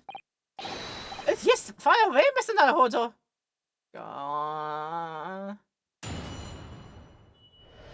Can't deal with this. The science is not sound with why he is saying things. Still at the stage of gathering data. States of kinesis cannot transport metal, hence the metal weapon would have stayed put. And would anything else on this person have glasses? Unless they're gold glasses, which is still a metal. Albeit a very soft metal, let's be honest with you, like malleable and such, but it's a metal nonetheless. Unless you're now going to postulate that like it's magnetic metals of the sort. Though again, I could be stretching with the glasses. What else? The point just raised by Mr. Naruto isn't an inconsistency. It was a patient of my research. Without him, my work would have been possible. I have a duty to protect the incredible machine that we built together. I guess we do. But doesn't the body have metals in it too? If you want to be pedantic, yes, we do have trace amounts of things like minerals and iron and things like that. Metals necessary to survive. Like I said, yeah, iron does end up in your bloodstream. Which is why if ever you were in a situation where you accidentally tasted some, that's why you have like a slight that's why it's described that blood has a metallic taste to it because of all the iron that's supposed to be in there. So yeah, I don't think that's gonna stand in this one though. But anyway, hold it. We're gonna press anyway. I can't figure out anything directly, but I like to listen to what they like to say as well. So anyway, hold it. And yet your retort to my argument wasn't lacking in confidence in any way. No scientist can find the truth without first finding self-belief. Those were the words of a certain scientist I hold into the very highest esteem. But you realize that disproving my argument puts you in a very precarious position, don't you? Please say you realize this! No scientist has tried to protect himself more than he's tried to protect the truth. Or worse, the same great scientist, you know? Words that have caused me a lot of trouble, so shut up! Who is this scientist? I'm afraid I couldn't tell you, Mr. Naruto. But as soon as I remember the magnificent Jesus' name, you'll be the first to know. It might be worth keeping the names of your idols to mind. You can make a single small nail out of an adult male's entire bloodstream amount of blood, and that's a very small nail, by the way, really, really small. That is certainly information to know. But yeah, interesting nonetheless. You're wasting your breath, my learned friend. This scatterbrain even forgets my name at times. So Lord Van Ziggs really did have a friend once. But I didn't know this hell freezing over. I'm like, wow, my man just said that. He thought it, and luckily nobody caught onto his thought patterns. Hold it! Fortunately. Hold it! Your hypothesis states it? So this isn't proven then? No, of course not. It's merely a hypothesis. But a good one, based upon thousands of calculations. But it is widely known that metals can't be decomposed by electrolysis. Yes, of course, so I am right. My hypothesis is clearly correct. What is it about incriminating himself that makes this man so happy? It's the whole reason that the birdcage is made of wood, you see. Sorry, the birdcage? Yes, that's what I call the sea obtusa cage in which Mr. Assman was placed for the kinesis. Ah, the jail cell in which the victim was detained. It does indeed seem to be made from a timber of some sort. Could it be mahogany? I'll thank you not to refer to it as an instrument of incarceration, your lordship. All I know about OOD is that you can replace an egg with 60 milligrams of blood in baking. Wow. We are learning things today. Heck. In short, any weapon lodged in the victim when he was beamed away by instantaneous kinesis would have been left behind on the stage if it was made of metal, correct? Yes, that's it, yes! It all fits perfectly with the mathematical model! But the ultimate conclusion, then, is that the defendant alone had the opportunity to inflict this fatal injury on the victim, is it not? Indeed, sir. Oh, someone beam me out of this nightmare! Why is this meant to be so difficult? Ah! Hold it! You seem to be pleased by that. Yes, another example of my hypothesis holding true! But I sense some sarcasm, Mr. Naruhodo. Are you not pleased? I will give you 3 guesses.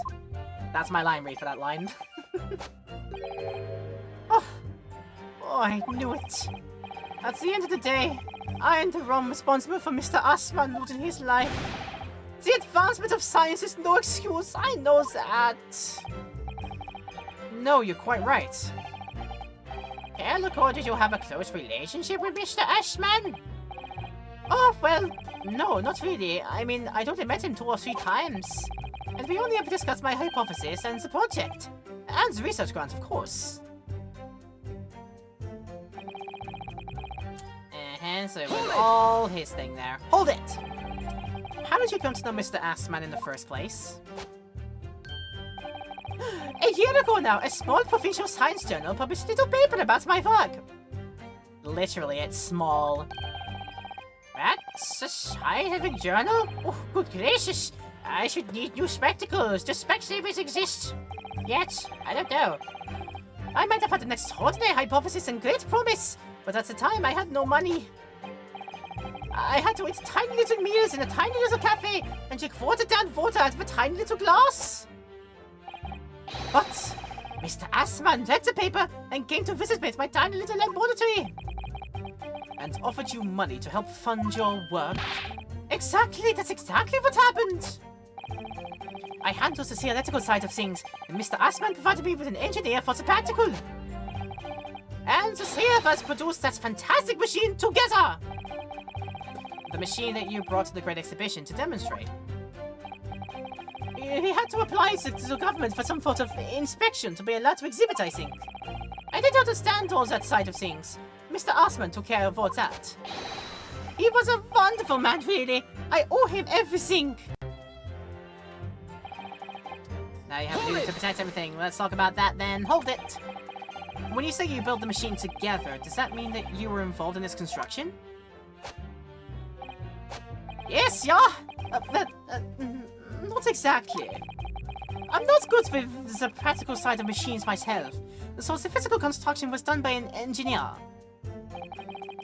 Little remains of your creation now, though, following the explosion. Repair will no doubt be impossible. Oh, yes, I realize that. But still, if someone were to gather all the broken parts, they could discover the secret of my hypothesis. But Mr. Assman and I toiled over that machine for so long. We put our hearts and souls into it. I have to protect our work. So what's left of the machine must be kept safe. That's only fair because that's what happened with an accident. Oh, that's the extent of the testimony then. Thank goodness for that. I don't want him doing any more damage. He's already basically proven that he could have been the culprit. But it seems as though all he really cares about is defending his hypothesis. Still, I wonder, what if his hypothesis is just fundamentally flawed?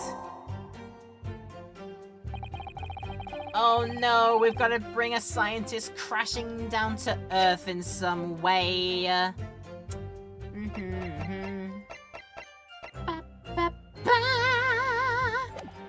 Still on the gathering stage.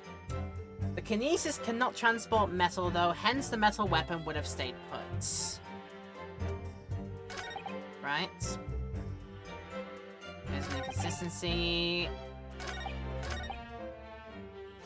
I believe, since it can't transport metal,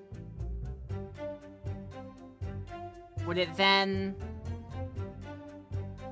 mean that glasses would have stayed put where they are as well? Or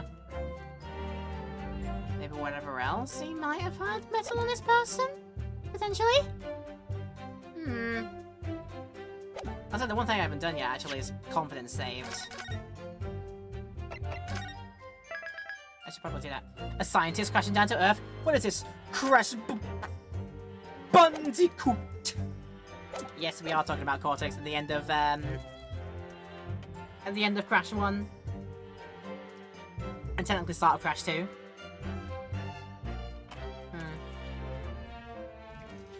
The Kinesis can't transport metal, but so yeah, I'm believing that something else in the photograph would also provide evidence of Yao being flawed there because the glasses are there. Is this it, perchance? Objection! Oh, it could be. That's the evidence we needed to present. Right, Professor Harebrain, you say that according to your hypothesis, nothing made of metal can be beamed by instantaneous kinesis using the machine you made. Is that right? Yes, that's right! Spot on! Exactly richtig! In that case, I'd ask you to have a look at the photograph that was taken at the scene. In particular, I'd like you to pay attention to the victim's face. You can clearly see that Mr. Assman is wearing a pair of spectacles with a metal rim. What? Metal? No, metal cats, that's not... Metal? 9! We've already established that the proposed murder weapon, the screwdriver, was found on the stage. However, if your hypothesis correctly predicted that outcome, it should also have predicted that the metal-rimmed spectacles would have been found in the same place. Yeah! My hypothesis! We are destroying this man's hypothesis for his own good. This is what we're doing. Professor Harebrain, this isn't easy for me to say, but your hypothesis is clearly flawed. I will not hear it! I will not hear it! Order! Counsel, what is the implication of this? If, on the day in question, the alleged instantaneous kinesis never actually took place, then it's entirely possible that the victim was killed somewhere other than on the stage. And in that case, someone other than the defendant could have been the culprit. But my hypothesis is sound. I proved it that day the experiment was a success. The experiment was moving on my work. Objection. If I could say something here in my capacity as a fellow of the Royal Society. Yes, student number 4. Go ahead. As a man of science, there's one thing I simply cannot abide. And that's a fraud who pretends to be a fellow man of science. Good Scott! Are you suggesting my science is suspect? His science is sus. It's just been disproved, hasn't it? In front of all of us. In other words, the whole demonstration was a complete nonsense from start to finish. Believe me, my fellow jurors, when I tell you that this man is a heel, a bounder, and a fraud. I say the wreckage of that machine should be stripped down and thoroughly examined. No, never! That machine is the essence of my entire hypothesis! It's protected by the Special Dispensation for Scientific Equipment Act! What the devil is a blasted rector about it? Who made up such a daft rule? Whoa, I don't like the way this seems to be going. What's the best way for me to help the professor?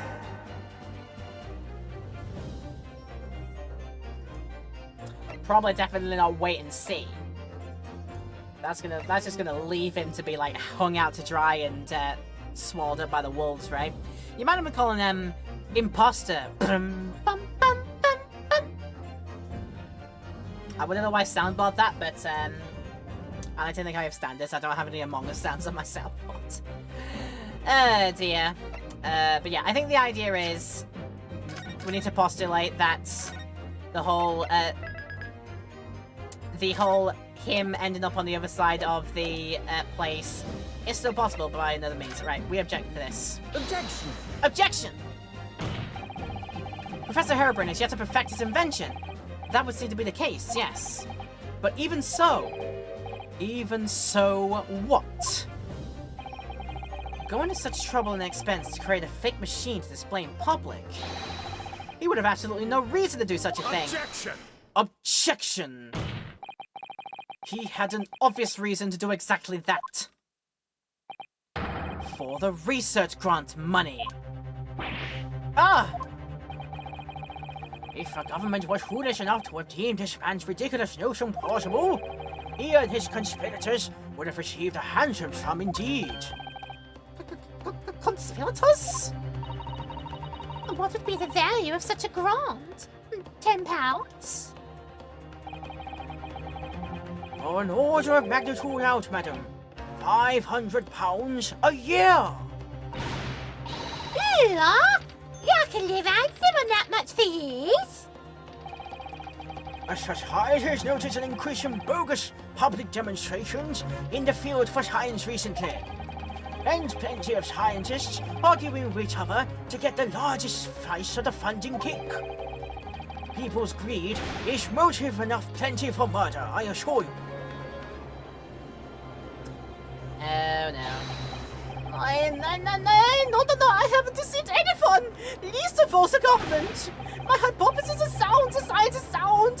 Please, you must believe me, Objection! Objection!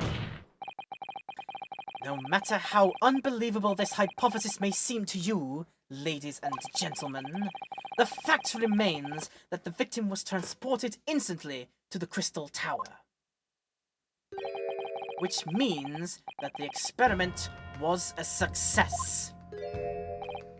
Ah, Baroque! And therefore, the only person who possibly could have committed this murder is the accused. Oh, Baroque. Man, where is this heading? I have no idea. My lord, if I may... Excuse me. Yes, Lord Van Geeks? The prosecution would like to summon new witnesses to the stand. New witnesses? What would be the nature of their involvement? They were spectators of the demonstration at the exhibition, who were occupying special seats. Eyewitnesses? Very well. The court grants the prosecution's request. I should very much like to hear from the eyewitnesses to the incident. The prosecution's stance is clear. This experiment was no pastiche. The accused killed the financier victim there on the public stage before the very eyes of the spectators. Now, my learned friend... Oh, yeah? It's time for you to make your own stance clear. There's clearly a flaw in the professor's hypothesis. I can definitely see that. But where does that leave me? We shall take a short recess for now, during which time the prosecution will prepare its new witnesses to take the stand. As you wish, my lord. Good.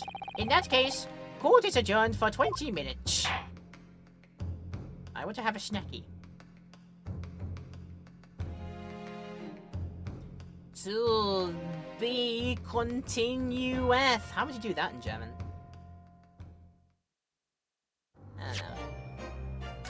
I guess that, yes, this is a different language study. And still in part 1 of the trial, apparently. Does that mean this case is going to have like another investigative period before a second trial period, maybe? I think so. 23rd of October. Fortsetzung folgt. Oh, Fortsetzung folgt. Folgt, something like that, yeah. But I gotta go now. Okay, no worries, Mafia.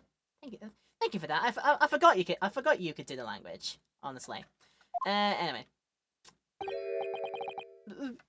Mr. Naruhodo. What on earth were you playing at just now?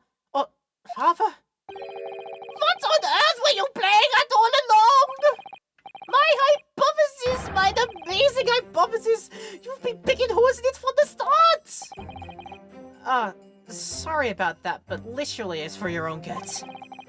But you promised me.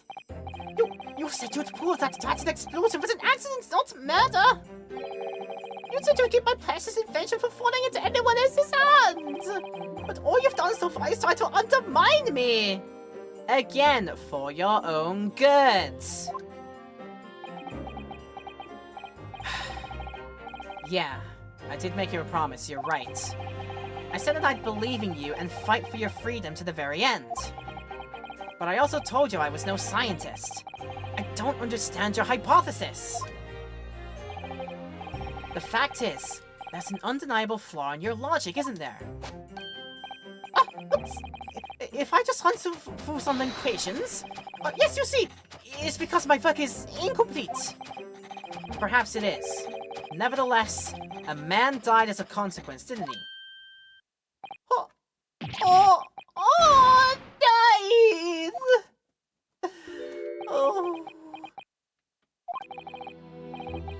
Oh, you're right. You're so right. It's all my fault. And I've no right to blame you for my failures. I'm a disaster. Not just as a scientist, but as a human being. Well, that might be a little over the top. And further on the subject. What about Bannock? He's being awful. Claiming his old university friend to be a murderer, you mean? He's a disaster, not as a prosecutor, but as a human being! Oh, but no, wait! He's the Reaper, isn't he? Perhaps he's not classified as Homo sapiens anymore! Wow. Wow, I'm glad that's cleared up.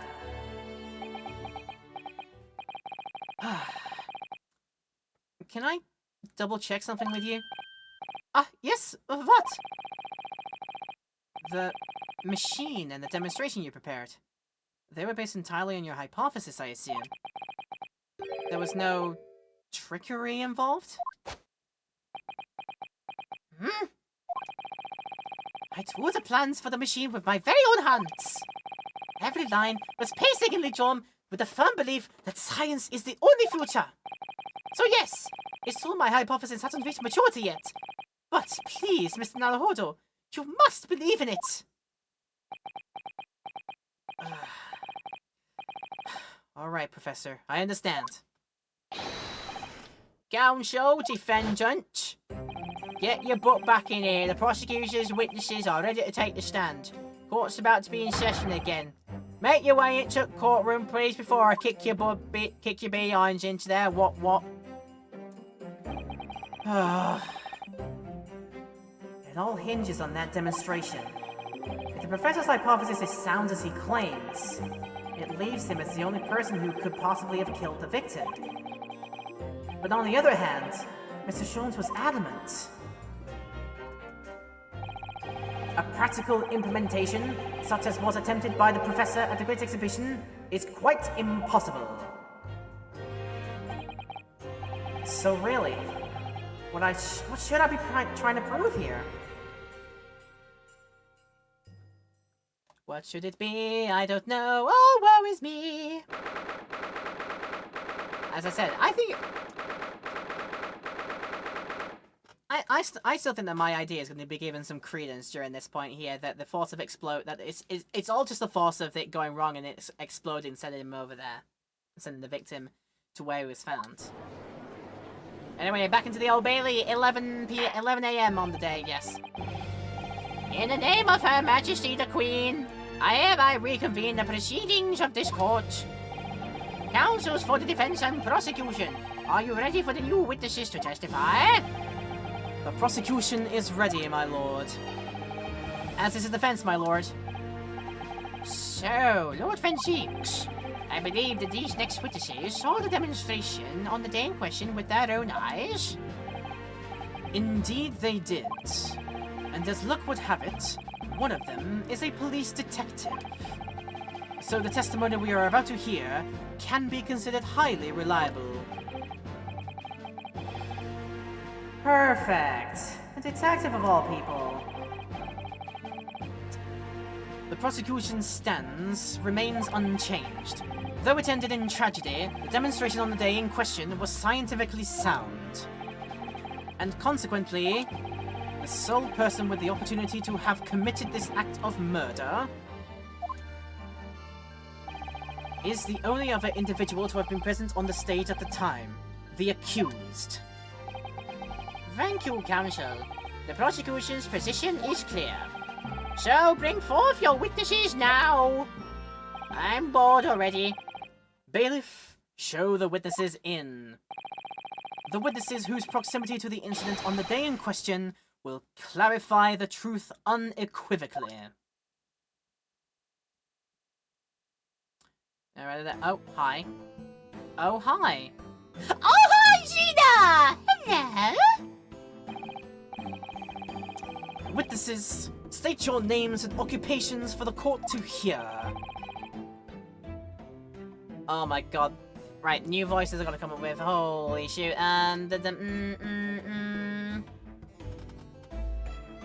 My name is Balthasar Loon. I am the impresario of all the hot air balloons in the vicinity of the experimental stage. Oh my god, he's actually German. My name is Wilhelm Gottschalk Sigismund Ormstein. I've come to see the great exhibition all the way from my home in Bohemia. Oh, Bohemian. Okay, that's fair. Oh, A balloon for the young man. I'm very rich. Inspector Julie Lestrade, Scotland Yard. I'm a great detective. Even Sherlock Holmes agrees. I was on security duty for the exhibition, and I got to go up in one of them balloons. It was amazing. Gina. Again. Oh, but she did mention that she's seen the disaster from up in the balloon, actually, didn't she? And she clearly loved every minute of it. There were 3 balloons flying near the public experimentation stage when the incident occurred. 2 of these witnesses were in one such balloon at the time and saw events unfold from the skies above. You make it sound like they were in the clouds. It was only an altitude of circa 60 feet, very low. Well, you can't see nothing if you fly too high, can ya? 60 feet? That's about 18 meters then. I think I just use like one measurement and that's fine with me. Thank you for your introductions. Now you will give your formal testimony to the court. Kindly describe exactly what you witnessed, especially those of you who had a vantage point above the stage.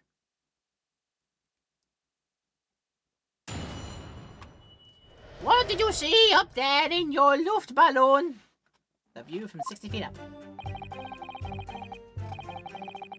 Oh, his hat is done up like a hot air balloon itself. You can see the propane flamer in the middle. I'm surprised he's not floating up from himself in that one, huh? It was an incident terrible. Terrible. Or terrible. I don't know. What's this? Is this meant to be Italian? Oh my god, wait. Let me pan to my friends here. It was an accidente terrible. I am only grateful that my balloons were not damaged. Do I see a bug in this room? I think I might see a bug in this room. See if I can get the bug later. There's a huge bang from the stage, and then the next second, another bang in the sky beside us. And from the misty smoke, a cage appeared out of nowhere. The cage, it fell from the sky like a stone and crashed into the crystal tower. I did get a good look inside the cage, and no one went near it after it crashed into the tower. Oh, he's Italian, alright. I'm sorry to all my Italians out there. I'm sorry about that. A most extraordinary collective account, I must say. Could I just clarify something? There's a detail in the witness's testimony that I've not heard any mention of until now. Specifically, that there were 2 explosions? More precisely, 2 explosions in 2 separate places, yes. When the demonstration began, the balloon carrying the 2 witnesses was around here. There were other balloons in the air nearby at the time, carrying other passengers as well, to be clear. There you go, poof! Then, as power was supplied to the machine for the demonstration, the first explosion occurred. The so-called birdcage that contained the victim disappeared from the stage, and a moment later, the second explosion occurred, directly adjacent to the balloon carrying the witnesses. The birdcage appeared at the site of the explosion, subsequently to plummet down into the Crystal Tower. I was very surprised. Suddenly, a cage appeared before my eyes with a person inside. The blast was so hot, I didn't want to miss a thing, so I kept my eyes wide. Oh, I lost my balloon, sir. Oh, dear, here you go, another balloon for you. Yes. Oh my god, yeah, he's totally a Super Mario voice. He's totally in Mario voice now, I've decided. I still have lots of money. Oh, precisely. Who is this curious infant? I'm told he is a young noble of Bohemian royalty. Apparently, he disguised himself in order to steal unnoticed into the Great Exhibition. Yeah, I'm here in London on the sightseeing trip with my elementary school. We will have the benefit of a child's point of view in the testimony. Do we really need that? When I remove my mask, this is what I look like. Oh, yes, I see. Oh, a delightful face, I'm sure. Yeah, everybody says so. Wow, great disguise then. The point is, the testimony of these witnesses further substantiates the facts for the court. Namely, that despite ending in an explosion, instantaneous kinesis was successfully demonstrated. And furthermore, that until the arrival of the police, no one approached the Crystal Tower where the victim fell. Aww, why'd you keep ruining the nice music, Van Zeeks? Honestly. Therefore, only the accused, who was with Mr. Assman on the stage, could possibly have committed the murder. Oh, yes. Thank you, counsel. The prosecution's views on this matter are quite clear. So, the defense's cross-examination now, please? Yes, my lord. Which I will start after we have ourselves another bit of a break and intermission. Because I've just seen the ad timer is about to go, and we will do the cross-examination. We will keep the music on while they do their thing. Yes, of course. So yeah, from this point on, we're going to do another little rest and whatnot. Did you like... I'll do that thing. Okay, thank you. Right, from this point on, it's time for break time. I'm sorry you're back from break time, Palthea, but we're gonna do our ad break now at this point. So if you need to continue to take care of business during this time while we run ads in the Twitch thing, the Twitch stream, then please feel free to do that. If you're in YouTube land watching this right now, there is no break because we cut it out of the highlight, but please do feel free to have a little bit of a pause if you want to go up and take care of some business and take care of yourselves in the time. That's always a great idea to do so. And in any case, I'll be back in a few minutes. Welcome on back to the video game. I'm gonna do some more of the game. Let's go now. Hi! It's time to come back and do one more little session of today. Thank you for sticking around in this long-ass video. I appreciate it so much. If you are enjoying this, do let me know through the usual channels. You know how to do so. Alright, with all that said, let's continue. We gotta testimonify and press semestify and what to not da. Your balloons were damaged, you're grateful for that. There's a huge bang from the stage, and the next second another bang in the sky beside us. From amidst the smoke, a cage appeared out of nowhere. The cage fell from the sky like a stone, crashing into the Crystal Tower. I didn't get a good look inside the cage, but no one went near it after it crashed into the tower. I was just surprised that nobody did. I don't think I got anything that's can immediately at this point, unless I'm thinking way ahead here. Let's just do what I normally do and get them to yap some more. Hold it! There were 3 balloons flying above the experimentation stage at the time, I understand. Sorry, mouse is on screen. Si, all 3 of them! My bellissimi bambini! They are very popular, signor. Some people would pay £10 for one ride. £10? That's more than my annual stipend. £20 a month? That is my pocket money. Oh, Rose have all the luck. Oh, I got it for free, I did. Like the old what for Her Majesty's police card, you know? And detectives of all the luck. Ugh. If they're so popular, why would you only be operating such a small number of balloons, though? Oh, because if I have too many in disguise, they could crash into each other. The operator for the balloons were decided by lots, with each operator manning a particular area. I see! And the zone above public experimentation stage is the most profitable. Hoo-hoo! Why are you talking about profitable stuff? Stuff? I should go less Mario and more Wario. And the zone above public experimentation stage is the most profitable. I should go on that more. And the way I imagine you say profitable there is kind of like what Hondo or Naka would say. In what is it? Star Wars. Well, like, for example, the Clone Wars or whatever. This endeavor is no longer profitable. Like that, yeah. The other impresarios, oh, they hate me. Hoo-hoo! Thank you, witness. I think the court has a clear picture of the arrangements for balloon rides at the exhibition. Perhaps we could hear more about what you actually witnessed of the incident. Right, I'll give you that, my lord. Right over there, over there. Yeah, you say that. There's 2 bangs, one from the stage, one next to you, beside you. Hold it! Explain that, please. Hold it! So you actually saw the accident happen from up in the air? Yep. Isn't it amazing what a detective gets to do, eh? I'm telling you, Aldo, being a lawyer's a mug's game. You should join the force, then we can go fly together. Oh... Oh, you know me so well.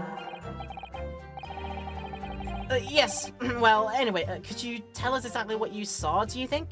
Catching 2 Jedi and the Sith Lord would never be profitable. Then again, Hondo and Naka does anything for money and would do... There's no limit to what he would do and what we find acceptable to make money out of. Because that's just what Hondo is like. Everything! We saw everything because we were up above it all!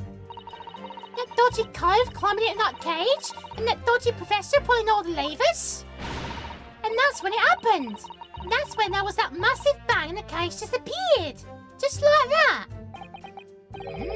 You were describing the moment the subject's body was decomposed by the electricity, I believe. More like by flame and fireball, but again, I think forced through the air in a trajectory by force of explosion. I keep coming back to that, and if it proves to be that, then my god, I'll have nailed it. I didn't know what to make of it. But then there was another bang right in my ear.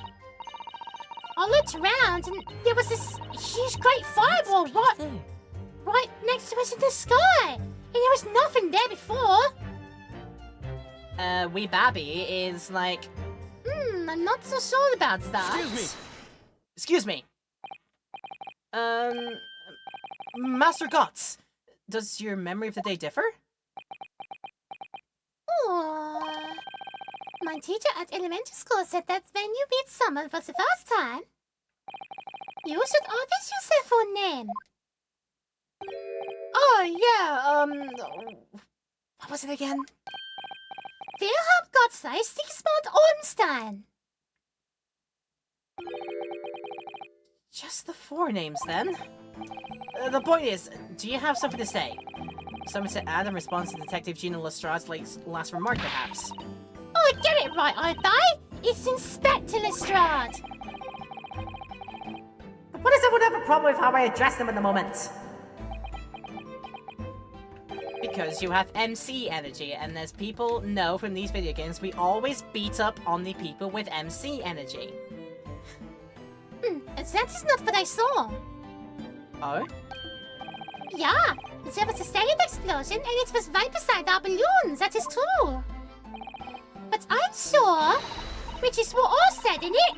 1 minute there was nothing there, the next, massive explosion. When teacher at elementary school says that when someone else is speaking, if you are ready not to interrupt, you will have the most awful life imaginable. Oh. Are all Bohemians brought her to be so full of joy? Ein Balloon, please. Ein Luftballon. Oh, of course, gentlemen. Ho. Just before the second explosion happened next to our balloon, I clearly witnessed a green balloon flying in the sky. A green balloon? A green balloon? Are you what? I never saw nothing like that. But I did. I saw it, and you can't say I didn't. I will complain to the council. I will cry and scream. My testimony is the truth. I'm Bohemian Prince who can't say it's a lie. That's so loud. So playing the bleeding royalty card, are you? And the annoying crying little toddler. God, typical. Says the orphan who likes to remind people she works for Her Majesty's Police. In that case, young man, I must ask you to amend your formal testimony. In the interest of cordial national relations between Great Britain and Bohemia. Yeah, sure. Alright, we have changed the little guy's line. It was not the sky that exploded. It was a green balloon that was next to ours at the time. Hold it! Go on then. A green balloon, you say? Are you sure about that?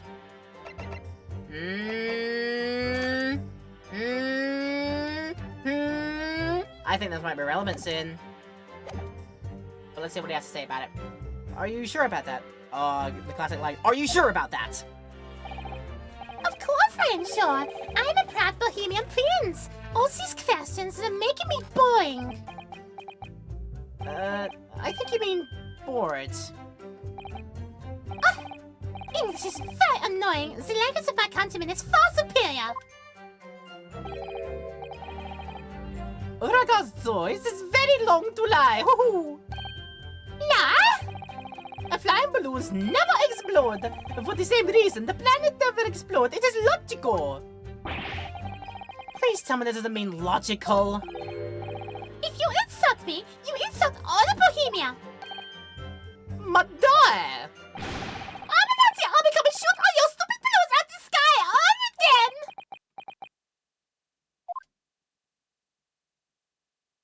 Balloon, please. Ita?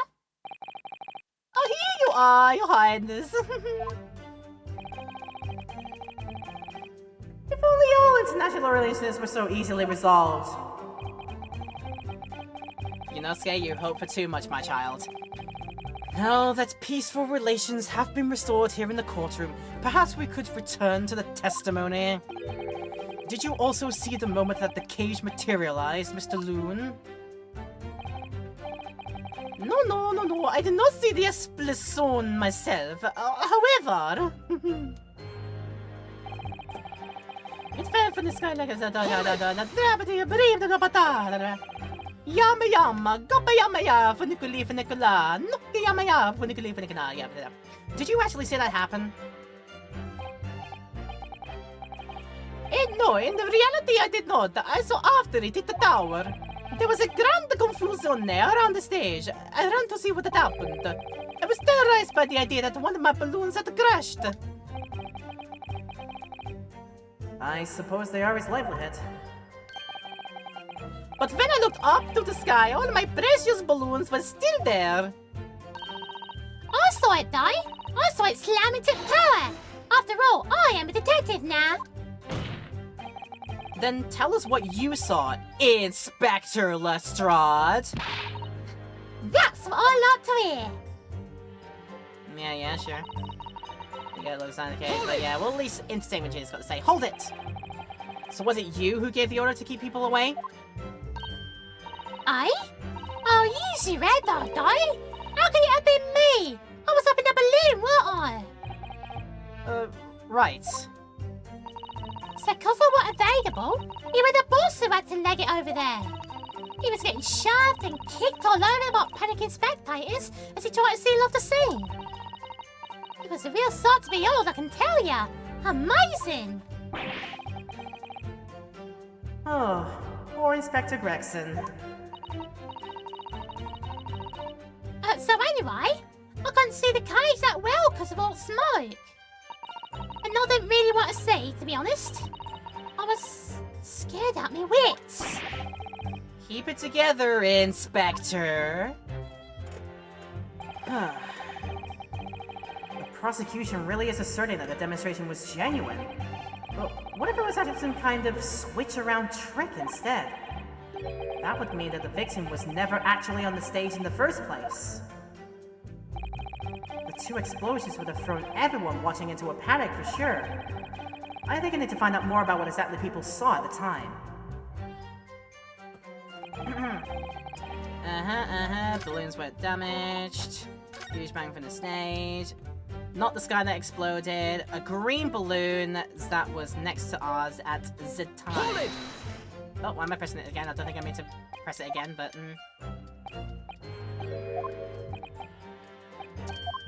And then they go have their almost international incident. And it's like, balloon please. You give me a balloon, I will not have your head.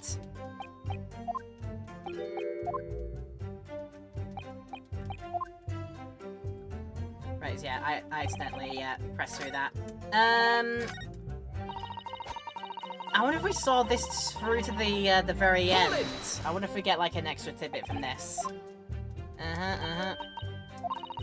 Yeah.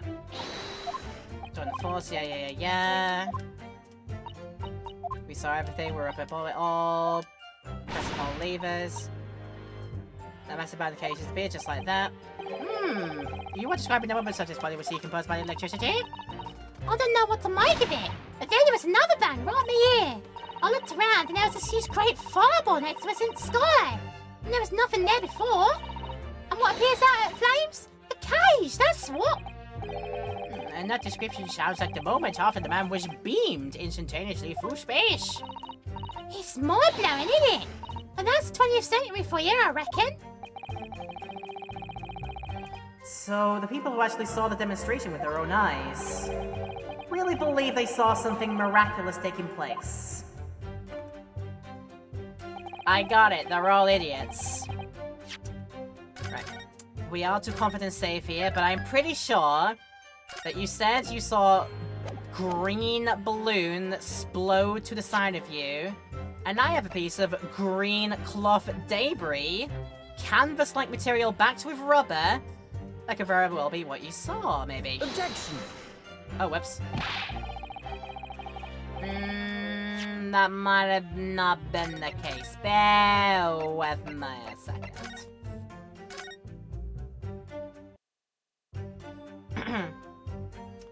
Was a green balloon that was next to ours at the time. But was that though?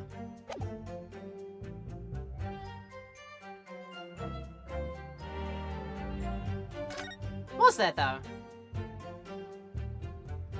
You'd have seen the green balloon next to you if it was right there, right? Is this it?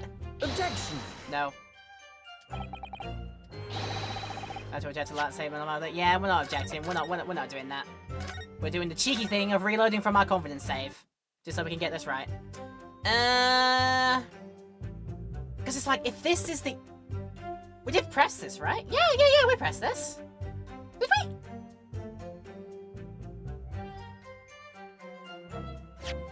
We go back into history. Blah, blah, blah, blah, blah, blah, blah, blah, blah, blah, blah, blah, blah.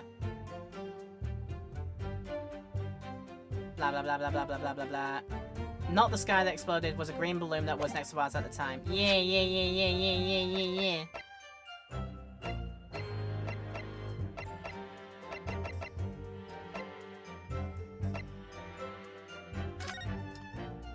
Is there something about this that I have not had a proper look at? Oh, I'll definitely have a look at that.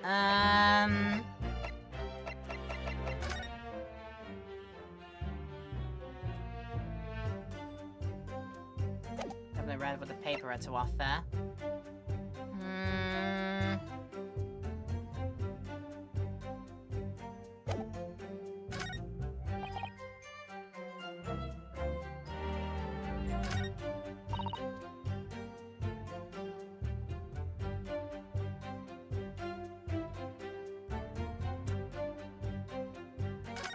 Huh, no, when it got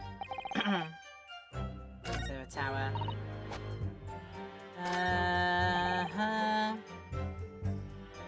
I'm only grateful for my balloons without that.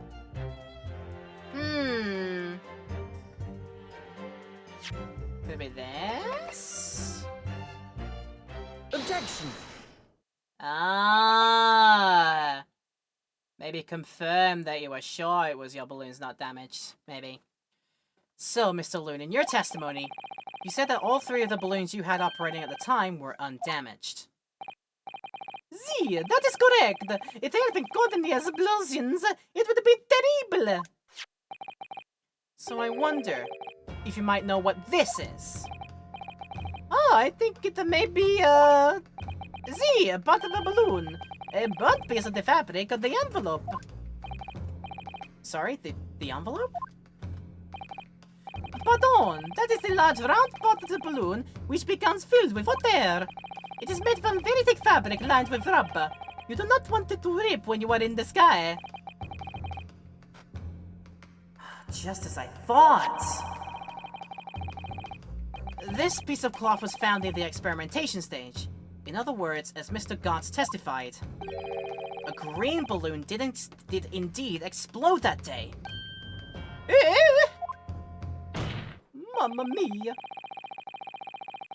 If all the balloons in the sky above the experimentation stage belong to you, Mr. Loon, then your statement that they were all undamaged is clearly contradicted by the evidence. Oh! Or rather, I should be like, "Wah!" If a balloon exploded that day, why didn't the man say so? Maybe everyone on the board was killed. Oh no, haven't you spent 10 whole pounds for the experience? How awful. It's been like that thing cost 50% of the time anyway. Objection!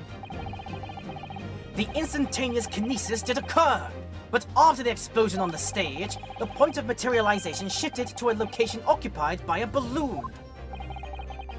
Causing the balloon to explode? Oh yes, eminently plausible. Or rather, this could be the entire reason. Like somebody secret on the ground, hidden away, was doing a shenanigans with crossbow. That's what I'm beginning to think. An unfortunate traffic accident, as it were, but it changes nothing about the pertinent facts. Hold it! These cannot accept! Mamma mia! Why not, Mr. Loon? You are suggesting that I am a liar! Whoa! That person's died in a balloon incident! There's no need to get fired up, Mr. Loon. The victim was the sole fatality that day. That's right, and I prove it!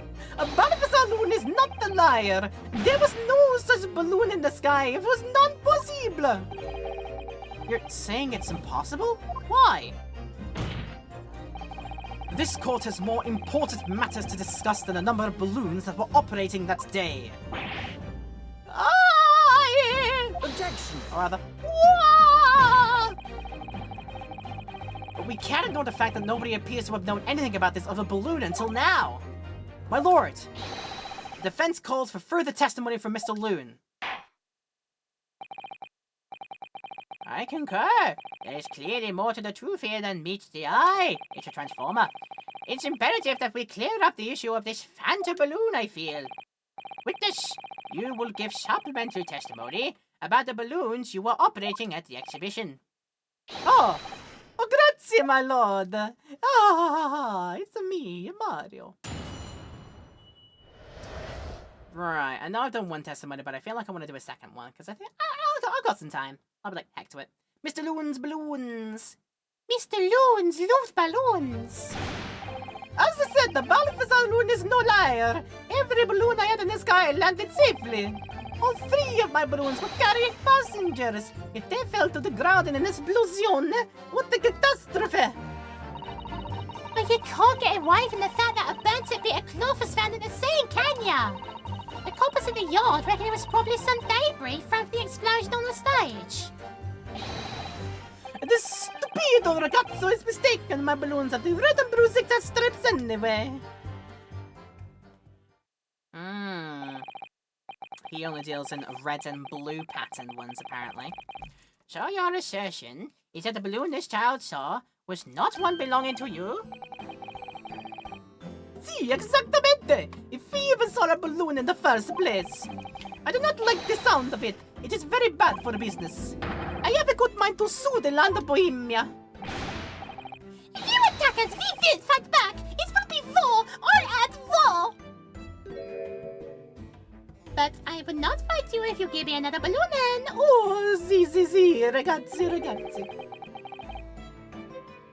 God, what happened to all-out war? Mr. Loon certainly doesn't appear to be lying.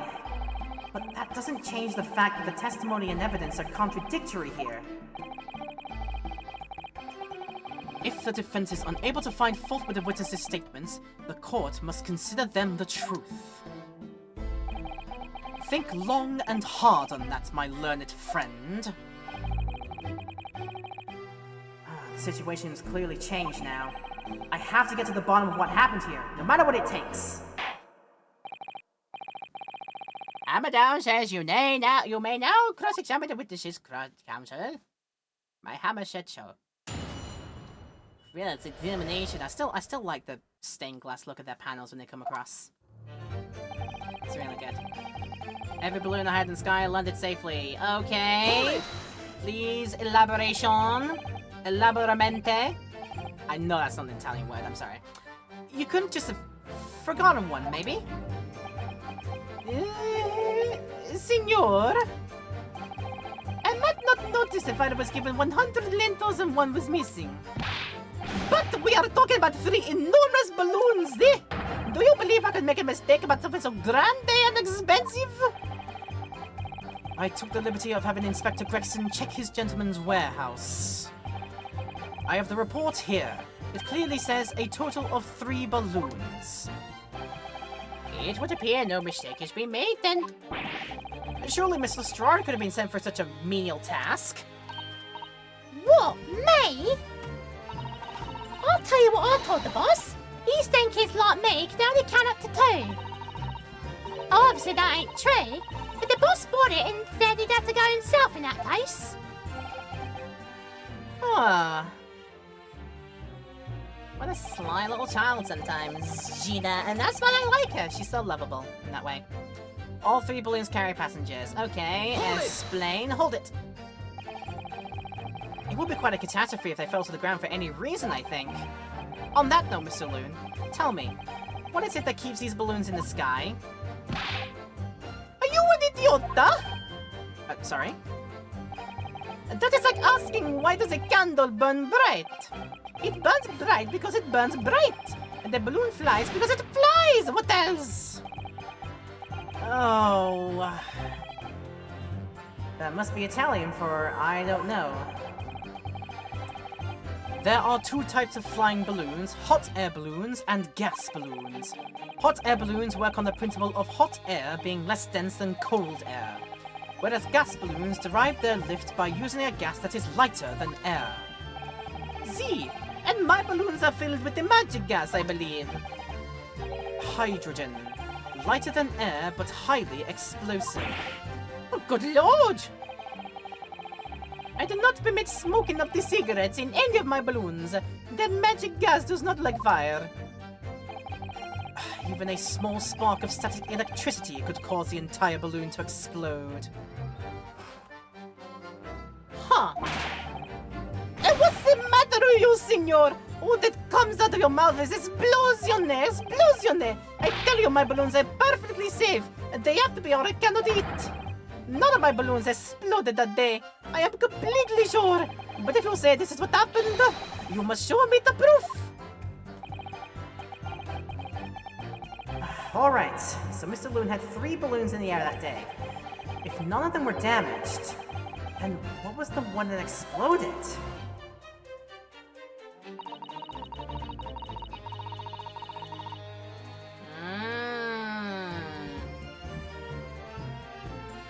There could be something interesting in that. Hold it! Yeah, about this cloth then. Hold it. Yeah, I was surprised to find the piece of fabric still at the scene, actually. Didn't you search the area surrounding the stage for clues? Did you split up and look for clues, Gina? No, I'm not into picking stuff up ground, me. Always works out way better. If diving into people's pockets instead. So much for the new career path. Oh, mind you, the boss is on his hands and knees picking up all kinds of rubbish from the floor. The thing is, though, the cage went crashing into Crystal Tower, didn't it? So that's where most of the investigating was going on. And even so, I would have thought someone from Scotland Yard would have gathered it up as evidence. You're listening, you! You stumble across a bit of a balloon and suddenly you're the biggest investigator in the world! Pardon? Oh, you ain't got a badge, have you? Like this one. I could arrest you with this if I wanted to. Okay, I wouldn't put it past her.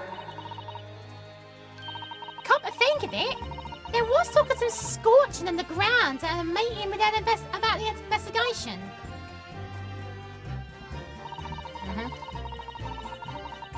Opposite from the reckon it was probably debris from the explosion. Was it really? There was considerable damage to the stage and surrounding area, wasn't there? Oh yeah, some of the pirates who were watching the experiment were caught up in the blast and injured. Good job your contraption didn't keel over, eh? I hadn't even considered that. It seems there was great panic after the incident occurred. Nevertheless, the police shouldn't have missed a torn piece of the envelope from a balloon. Inspector Gregson can expect repercussions. Not me, swiping all his fish and chips, eh? The man's sole pleasure. And possibly the money from his salary evaluations. Oh, none of this matters. That scrap balloon envelope means nothing. Niente. Oh yeah? You're so certain of that? The stupido ragazzo is mistaken. Hold it! You have red and blue, do you? Okay, hold it. You mean the color is wrong? Si, signor. I do not have any green balloons in my warehouse. And yet a piece of green cloth was found at the scene. And it's unmistakably from a balloon. Well, I do not know how that can be. For the sake of argument, let's say that a green balloon did explode above the stage. You couldn't therefore conclude that it happened on the day in question. Why not? There have been recreational balloon flights over Hyde Park operating from before the Great Exhibition. One could have exploded on some earlier date.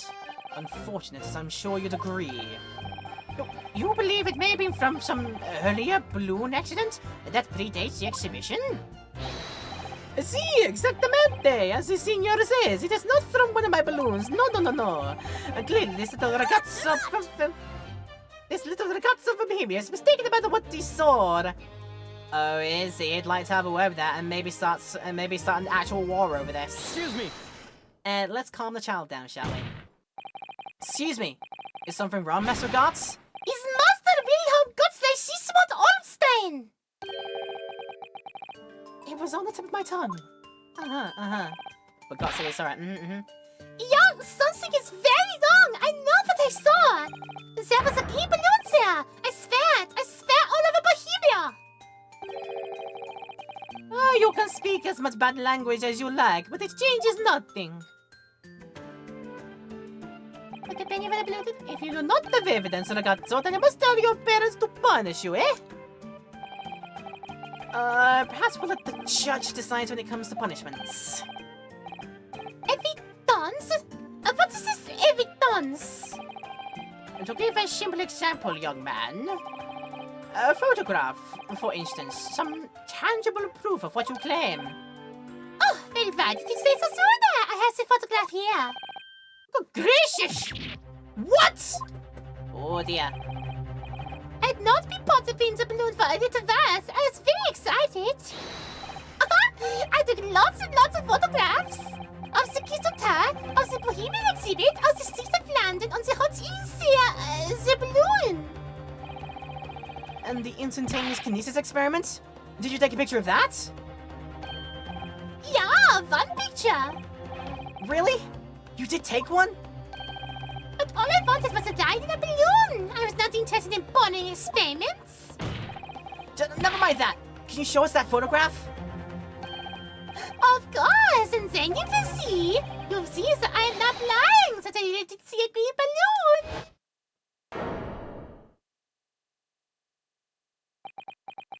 Oh. Oh. There? I see you're on to shout to speak. Yes, I think shocked is indeed the word, young man. Yeah, perhaps you cannot see that it was a green balloon from this photograph, but... That is not my fault! That is fault of this stupid person who made the camera!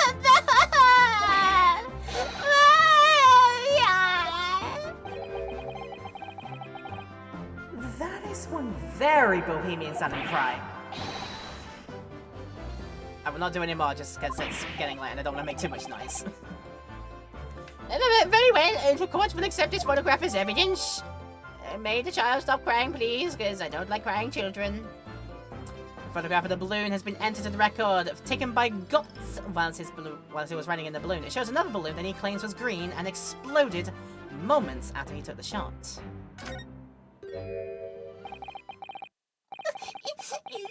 It's not my fault!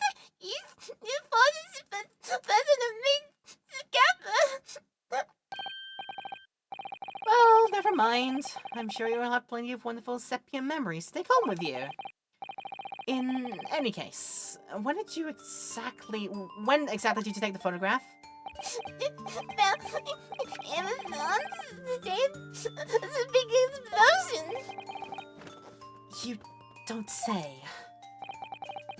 And I passed this out of this, there was a very loud bang, and a hot wind runs over my face. Oh! That means this photograph was taken a split second before the explosion occurred. Well, if you ask me, this black and white photograph changes nothing. Brand doesn't even contain any ahs even here. No umlauts in that. I could not give the flying fig. Wow. That is lovely language you picked up. As I thought, Mr. Loon's testimony just doesn't quite add up. The young Bohemian boy claims to have seen another, fourth balloon. But Mr. Loon vehemently denies the possibility. And it's hard to imagine the man in charge could be mistaken about the number that were in the air.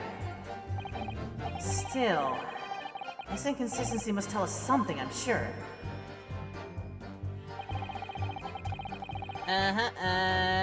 Everyone in the sky landed safely, but then what about balloon number 4? Let's examine this for a moment here. Okay, so experiment taking place down there. Everyone all around to see. Yes. But you see that? I think that light there, that piercing light, proof that some kind of like, I don't know, fiery crossbow bolts was fired from the ground, I think? Yeah. All 3 of my balloons were carrying passengers. If they fell to the ground in an explosion, what a catastrophe. You can't get away from that, that burns a bit of that. Probably some debris thrown from the explosion on the stage. There it was. My balloons have the red and blue zigzag stripes in the way. Oh god, I pressed this again by accident. But the prince took a photograph as proof. It's Prince Wilhelm Gottschalk Siegmund Ornstein. Balloon, please. Your fire blood will not help you hear the Gatso. See, it is a balloon, but there is nothing more you can see from this black and white photograph. Just look at my head. That is a Balthazar Loon balloon. The best in the business. Yeah, let's try not to get overinflated. The point is this. Here we have clear photographic proof that in the sky above the experimentation stage, there may very well have been a balloon operated by somebody other than you, Mr. Loon. And who was it? I want to know who is this mongrel with no respect for the boundaries. Yep. Aha. Yes, some kind of competition. All 3 of my balloons were carrying passengers. If they fell to the ground in an explosion, what a catastrophe. I wonder, because he talked about at the end of this testimony requiring some proof somewhere. So, yeah, we talk about how the balloons work, which, I'm aware of how they do. You use hot air or you use gas. And yours was a hydrogen one, highly explosive. No matter with you. My balloons are safe, they have to be, or I cannot eat. Exploded that day, I'm completely sure. If you still say this has happened, you must show me the proof. I had 3 balloons in the air that day. If none of them were damaged, wait, what was the one that exploded? So is it that I need to present that bit on? And it's either present the photograph on testimony number 2 or testimony number 5. I'm gonna check if it's this one first. So this proves it then, that there were balloons that fell to the ground. Because as a result of this, surely. Objection! Yeah, got it. Unfortunately, the photograph Master Gotts took can't tell us the color of the balloon. But it can tell us something else. Something crucially important. What? It shows that the pictured balloon wasn't carrying any passengers. Ah, my goodness, you're right. But surely, all the balloons would have been carrying passengers? There would be no sense in it otherwise. See, they are for pleasure, for seeing the view. My balloons only fly with passengers. Which tells us that the pictured balloon isn't one of them. So when the incident occurred that day, there was a 4th balloon in the skies above the experimentation stage. The mysterious green balloon. I know nothing. Niente. I can only tell you one thing. This balloon was not carrying passengers and it was not one of mine. Oh, he like... Oh my god, the man breaks down at some point and his hot air balloon blows up in an explosion, doesn't it?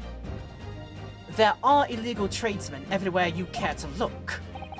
Clearly, one such entrepreneur decided to capitalize on the opportunity presented by the Great Exhibition, and managed to operate a balloon flight on Mr. Loons' patch without him realizing. The competition! Trying to steal my profits! I did not notice because of the experimento that went wrong on the stage! This 4th balloon exploded at the very same moment Mr. Assman was beamed from the stage below. Right.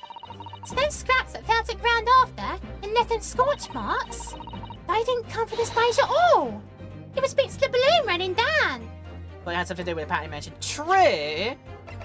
True, because it's at least from this evidence, it's a plain green. It would be a plain flat one color, no patterns in it. But then again, the photograph doesn't show the entirety of the balloon, so there very well could have been some pattern into it. But yeah, on that basis, we have to contradict it with the other, with the one that I pressed it against, and that was the right one today. So yeah, sound theory. It was bits of the balloon raining down. Because no one was in it. It didn't get no attention. A mysterious 4th balloon carrying no passengers, silently floating over the experimentation stage. Objection! Objection! This photograph shows us nothing more. A stray balloon carrying no one and operated by some rogue trader. Clearly it has nothing to do with the case. Its relevance does elude me, I must say. The court has seen sufficient evidence and heard ample testimony already. The prosecution calls for this trial to be concluded. Is that nobody paying attention, huh? Really? Have we really got to the truth yet? No. No, I can't let this opportunity slip away. The jurors' minds are all made up, and not in our favor. What else can this photograph tell us? Is there nothing more we can learn from it? But I'm not done yet! Objection! Not a rogue trader. I see no warrant of trade present. Ladies and gentlemen of the jury, wait! Please don't give your decisions yet. It's a photograph from Master Gotts. May well be hiding one more vital clue. What's that? A vital clue? Objection! Objection! We're well past the point of mere possibilities. It's time for definitives now. So tell the court.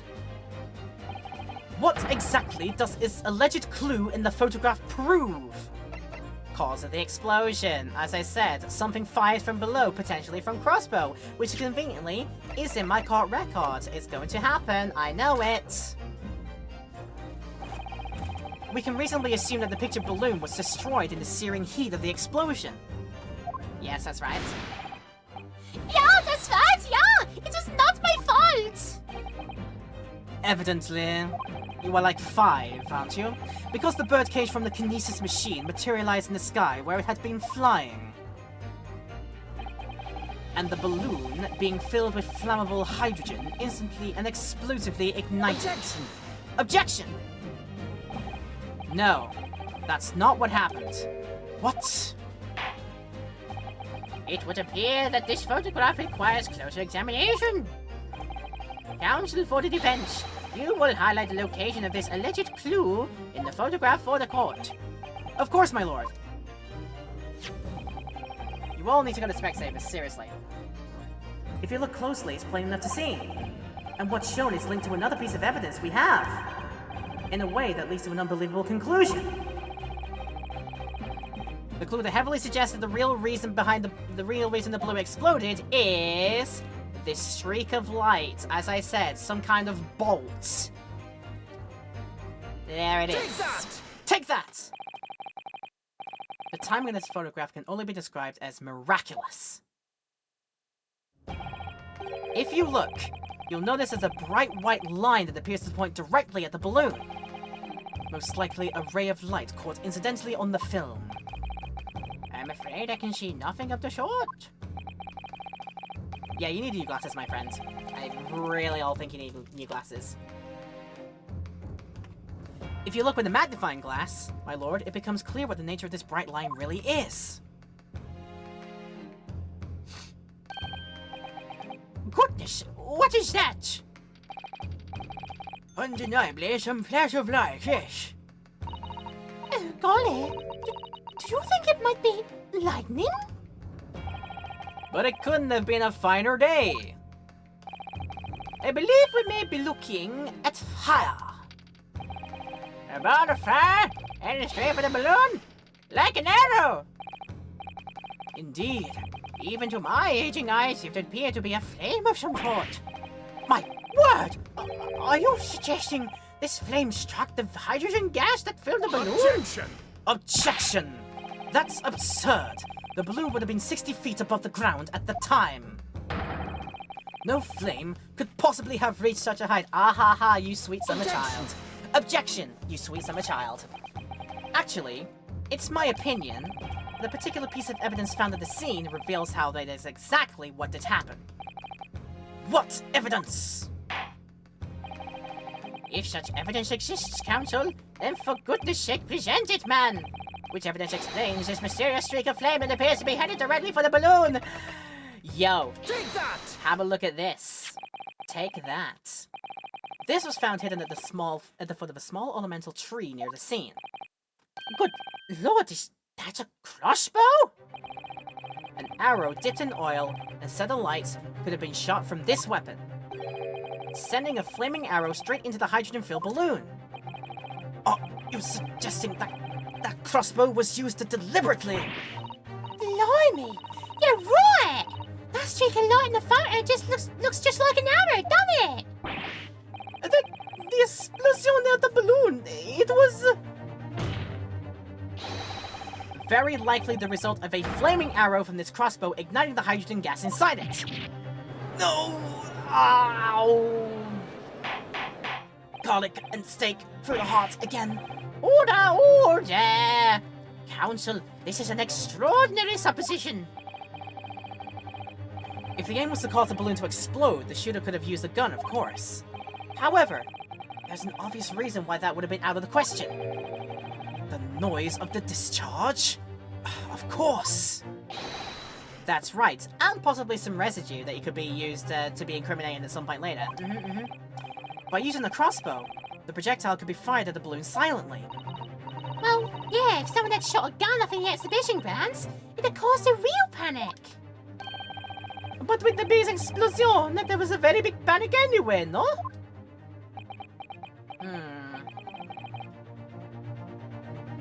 I don't like this. I should be pleased to have found a plausible new explanation for this, but something feels wrong. Objection! Objection! Do you understand the implications of what you're saying, my Nipponese friend?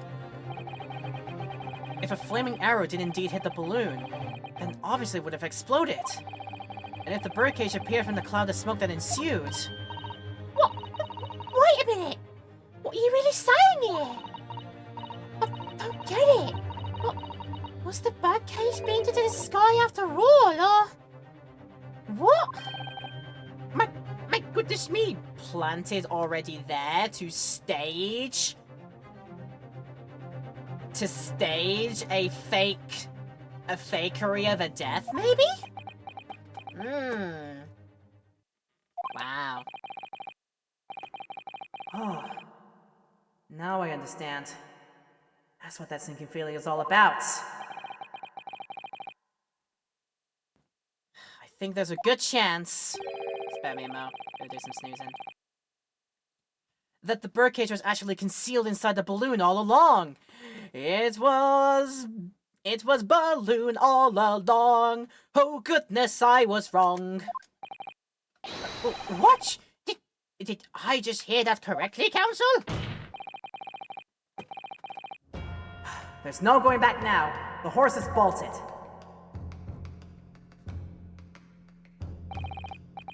Let's assume, as I said, that the birdcage was hidden inside the green balloon from the start. On stage, when the experiment was started, the birdcage and the instantaneous kinesis machine disappeared in a cloud of smoke.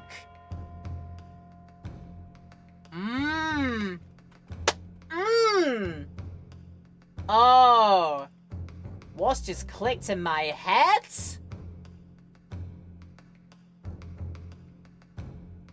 Yeah, I'm feeling that the plant of a fake body is all but sincerely plausible now, because think about back to when we were at the waxworks.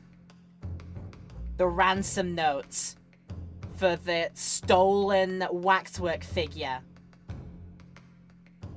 Maybe said waxwork figure could be made to look so much like this man that was found dead. A plant, you say? I think that's what's going on here. At that moment, the flaming arrow was fired from the ground, causing the green balloon to explode and drawing the attention of the spectators to the sky above their heads. From amid the smoke, the hidden birdcage then appeared to fall down and crash into the crystal tower.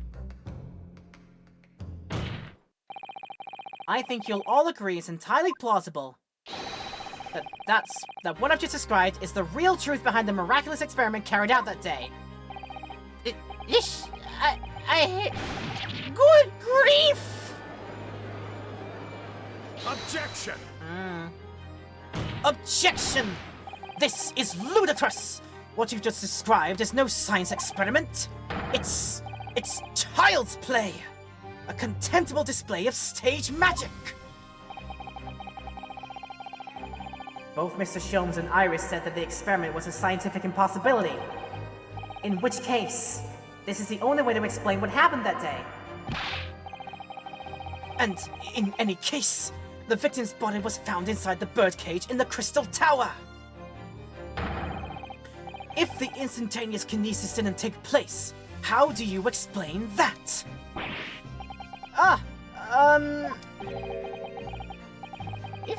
If I may put in a word as a man of magic myself, such apparent discrepancies can easily be explained by some simple deception.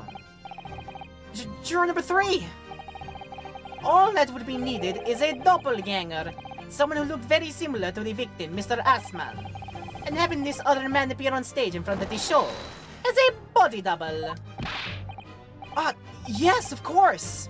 So in fact, Mr. Assman was been inside the birdcage that was concealed inside the balloon right from the start. Objection! Objection! That balloon would have been filled with hydrogen. Anything hidden inside it would have been scattered to the four winds when it exploded. No one would ever have embarked on such a risky venture. Oh, not necessarily. The explosive force of the balloon gas would very much depend upon the mixture ratio. Did you remember before? Flying balloons are rarely filled with pure hydrogen, but a mixture of other gases such as helium as well. Helium on its own doesn't explode, but by controlling the gas mixture ratio, the explosive force can be altered. The mixture ratio? Obviously, the victim's body would have suffered some burns. That would be unavoidable. But to such an extent as to render this whole obscene charade impossible. Ugh. So everything that happened can be explained, logically and scientifically. The explosion that engulfed the stage at the start of the experiment was no accident. It was all part of an elaborate deception, to make it appear that instantaneous kinesis had occurred. Well, goodness me. And if we accept that this is what happened, it means that the victim, Mr. Assman, was never present on the public experimentation stage to begin with. In short, he couldn't have been killed by the defendant who was on stage in full view the entire time. God, stake in the heart, bloody again.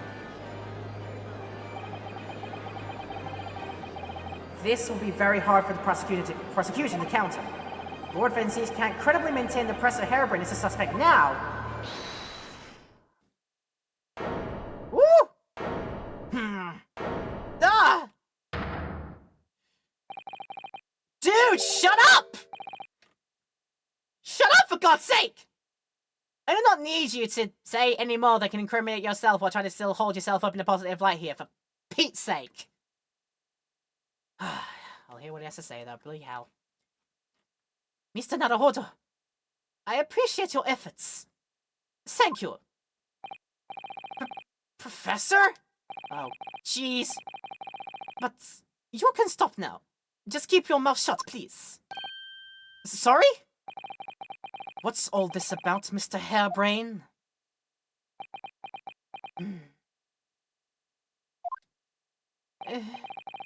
I, Albert Harebrained, hereby confess that it was me who stabbed Mr. Odi Aspen. Yes, it was me, with my faithful friend and partner, Andrew the Screwdriver. What are you doing? Order! Order! Order!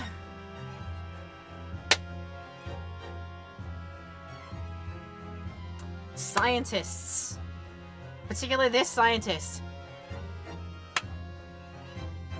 can't live with them, can you, for Pete's sake? But wow, I think we have ourselves a very nice cliffhanger spot. After all we've been doing trying to pass this off in a scientific way, in a logical way, Mr. Harebrained still decided to go all harebrained on us and says that right at the end. And what the hell does that mean for the inflection of the rest of this case? We will be finding out the next time we play. Jeez Louise. But yeah, my theories are cooking. My theories are cooking as to how the whole, like, body double thing could have happened. Because, again, the waxwork situation. We'll see if that's the case when we come back to this. Holy shoot. What a great episode. I hope you've enjoyed it. We've been going for longer than I anticipated on this one, but it was just so engrossing, this one, to be able to, like, get into the nitty-gritties of all the sciencey stuff, so then be, like, shut down by Mr. Scientist Man, who we're trying to save. He keeps saying things that are so bad for him. But maybe there's method in that madness? Gosh, I don't know. What I do know is this was a wholly engrossing episode, and I'm sorry to see it end here at this cliffhanger, but I think it's a great time to do so. You'll have to tune in for the next episode whenever that's coming up. And hopefully it'll be very, very soon. But yeah, if you'd like to tune in for it later on, you know where to find us here. People in Twitchland, thank you so much for enjoying in Twitchland. We will have this VOD ready for you on the Laura Petal VOD channel on YouTube in about a week's time if you've missed any of this video, so you can tune in for that. If you are tuning in for this in a YouTube video, you're a trooper! Thank you so much for enjoying. I certainly hope you have. If you want to leave a like down below, a comment down below, let me know if you are having a good time with this or anything else you might want to say, as long as it's not spoilery. And yeah, if you want to do even more with your good support, you want to subscribe and hit the bell, that would also be super duper helpful. I would love you if you did that. Would appreciate it so much. And until the next time we come back to this, I shall be bidding you an adieu for now. See you and stay awesome. And please take care of yourselves and stay safe until the next time we come back to this case and figure out why on earth this scientist man is the way he is. He rather be declared guilty than accepted theory was wrong. Pride! Could very well be pride. Yes, absolutely. We will find out in our next episode of this great Ace Attorney adventure. Rather, it's a second game called Resolve, but you know what I mean. But with all that said, thank you so much for enjoying. I hope you've had a wonderful time with this in this long old video. Thank you so much for tuning in for this long if you have. Even if it's just for a little bit, you've been thoroughly appreciated. If we've made your day better during this video, then lovely to hear. And I hope I get a chance to do it for you again next time. Until then, have a wonderful day and take care of yourselves.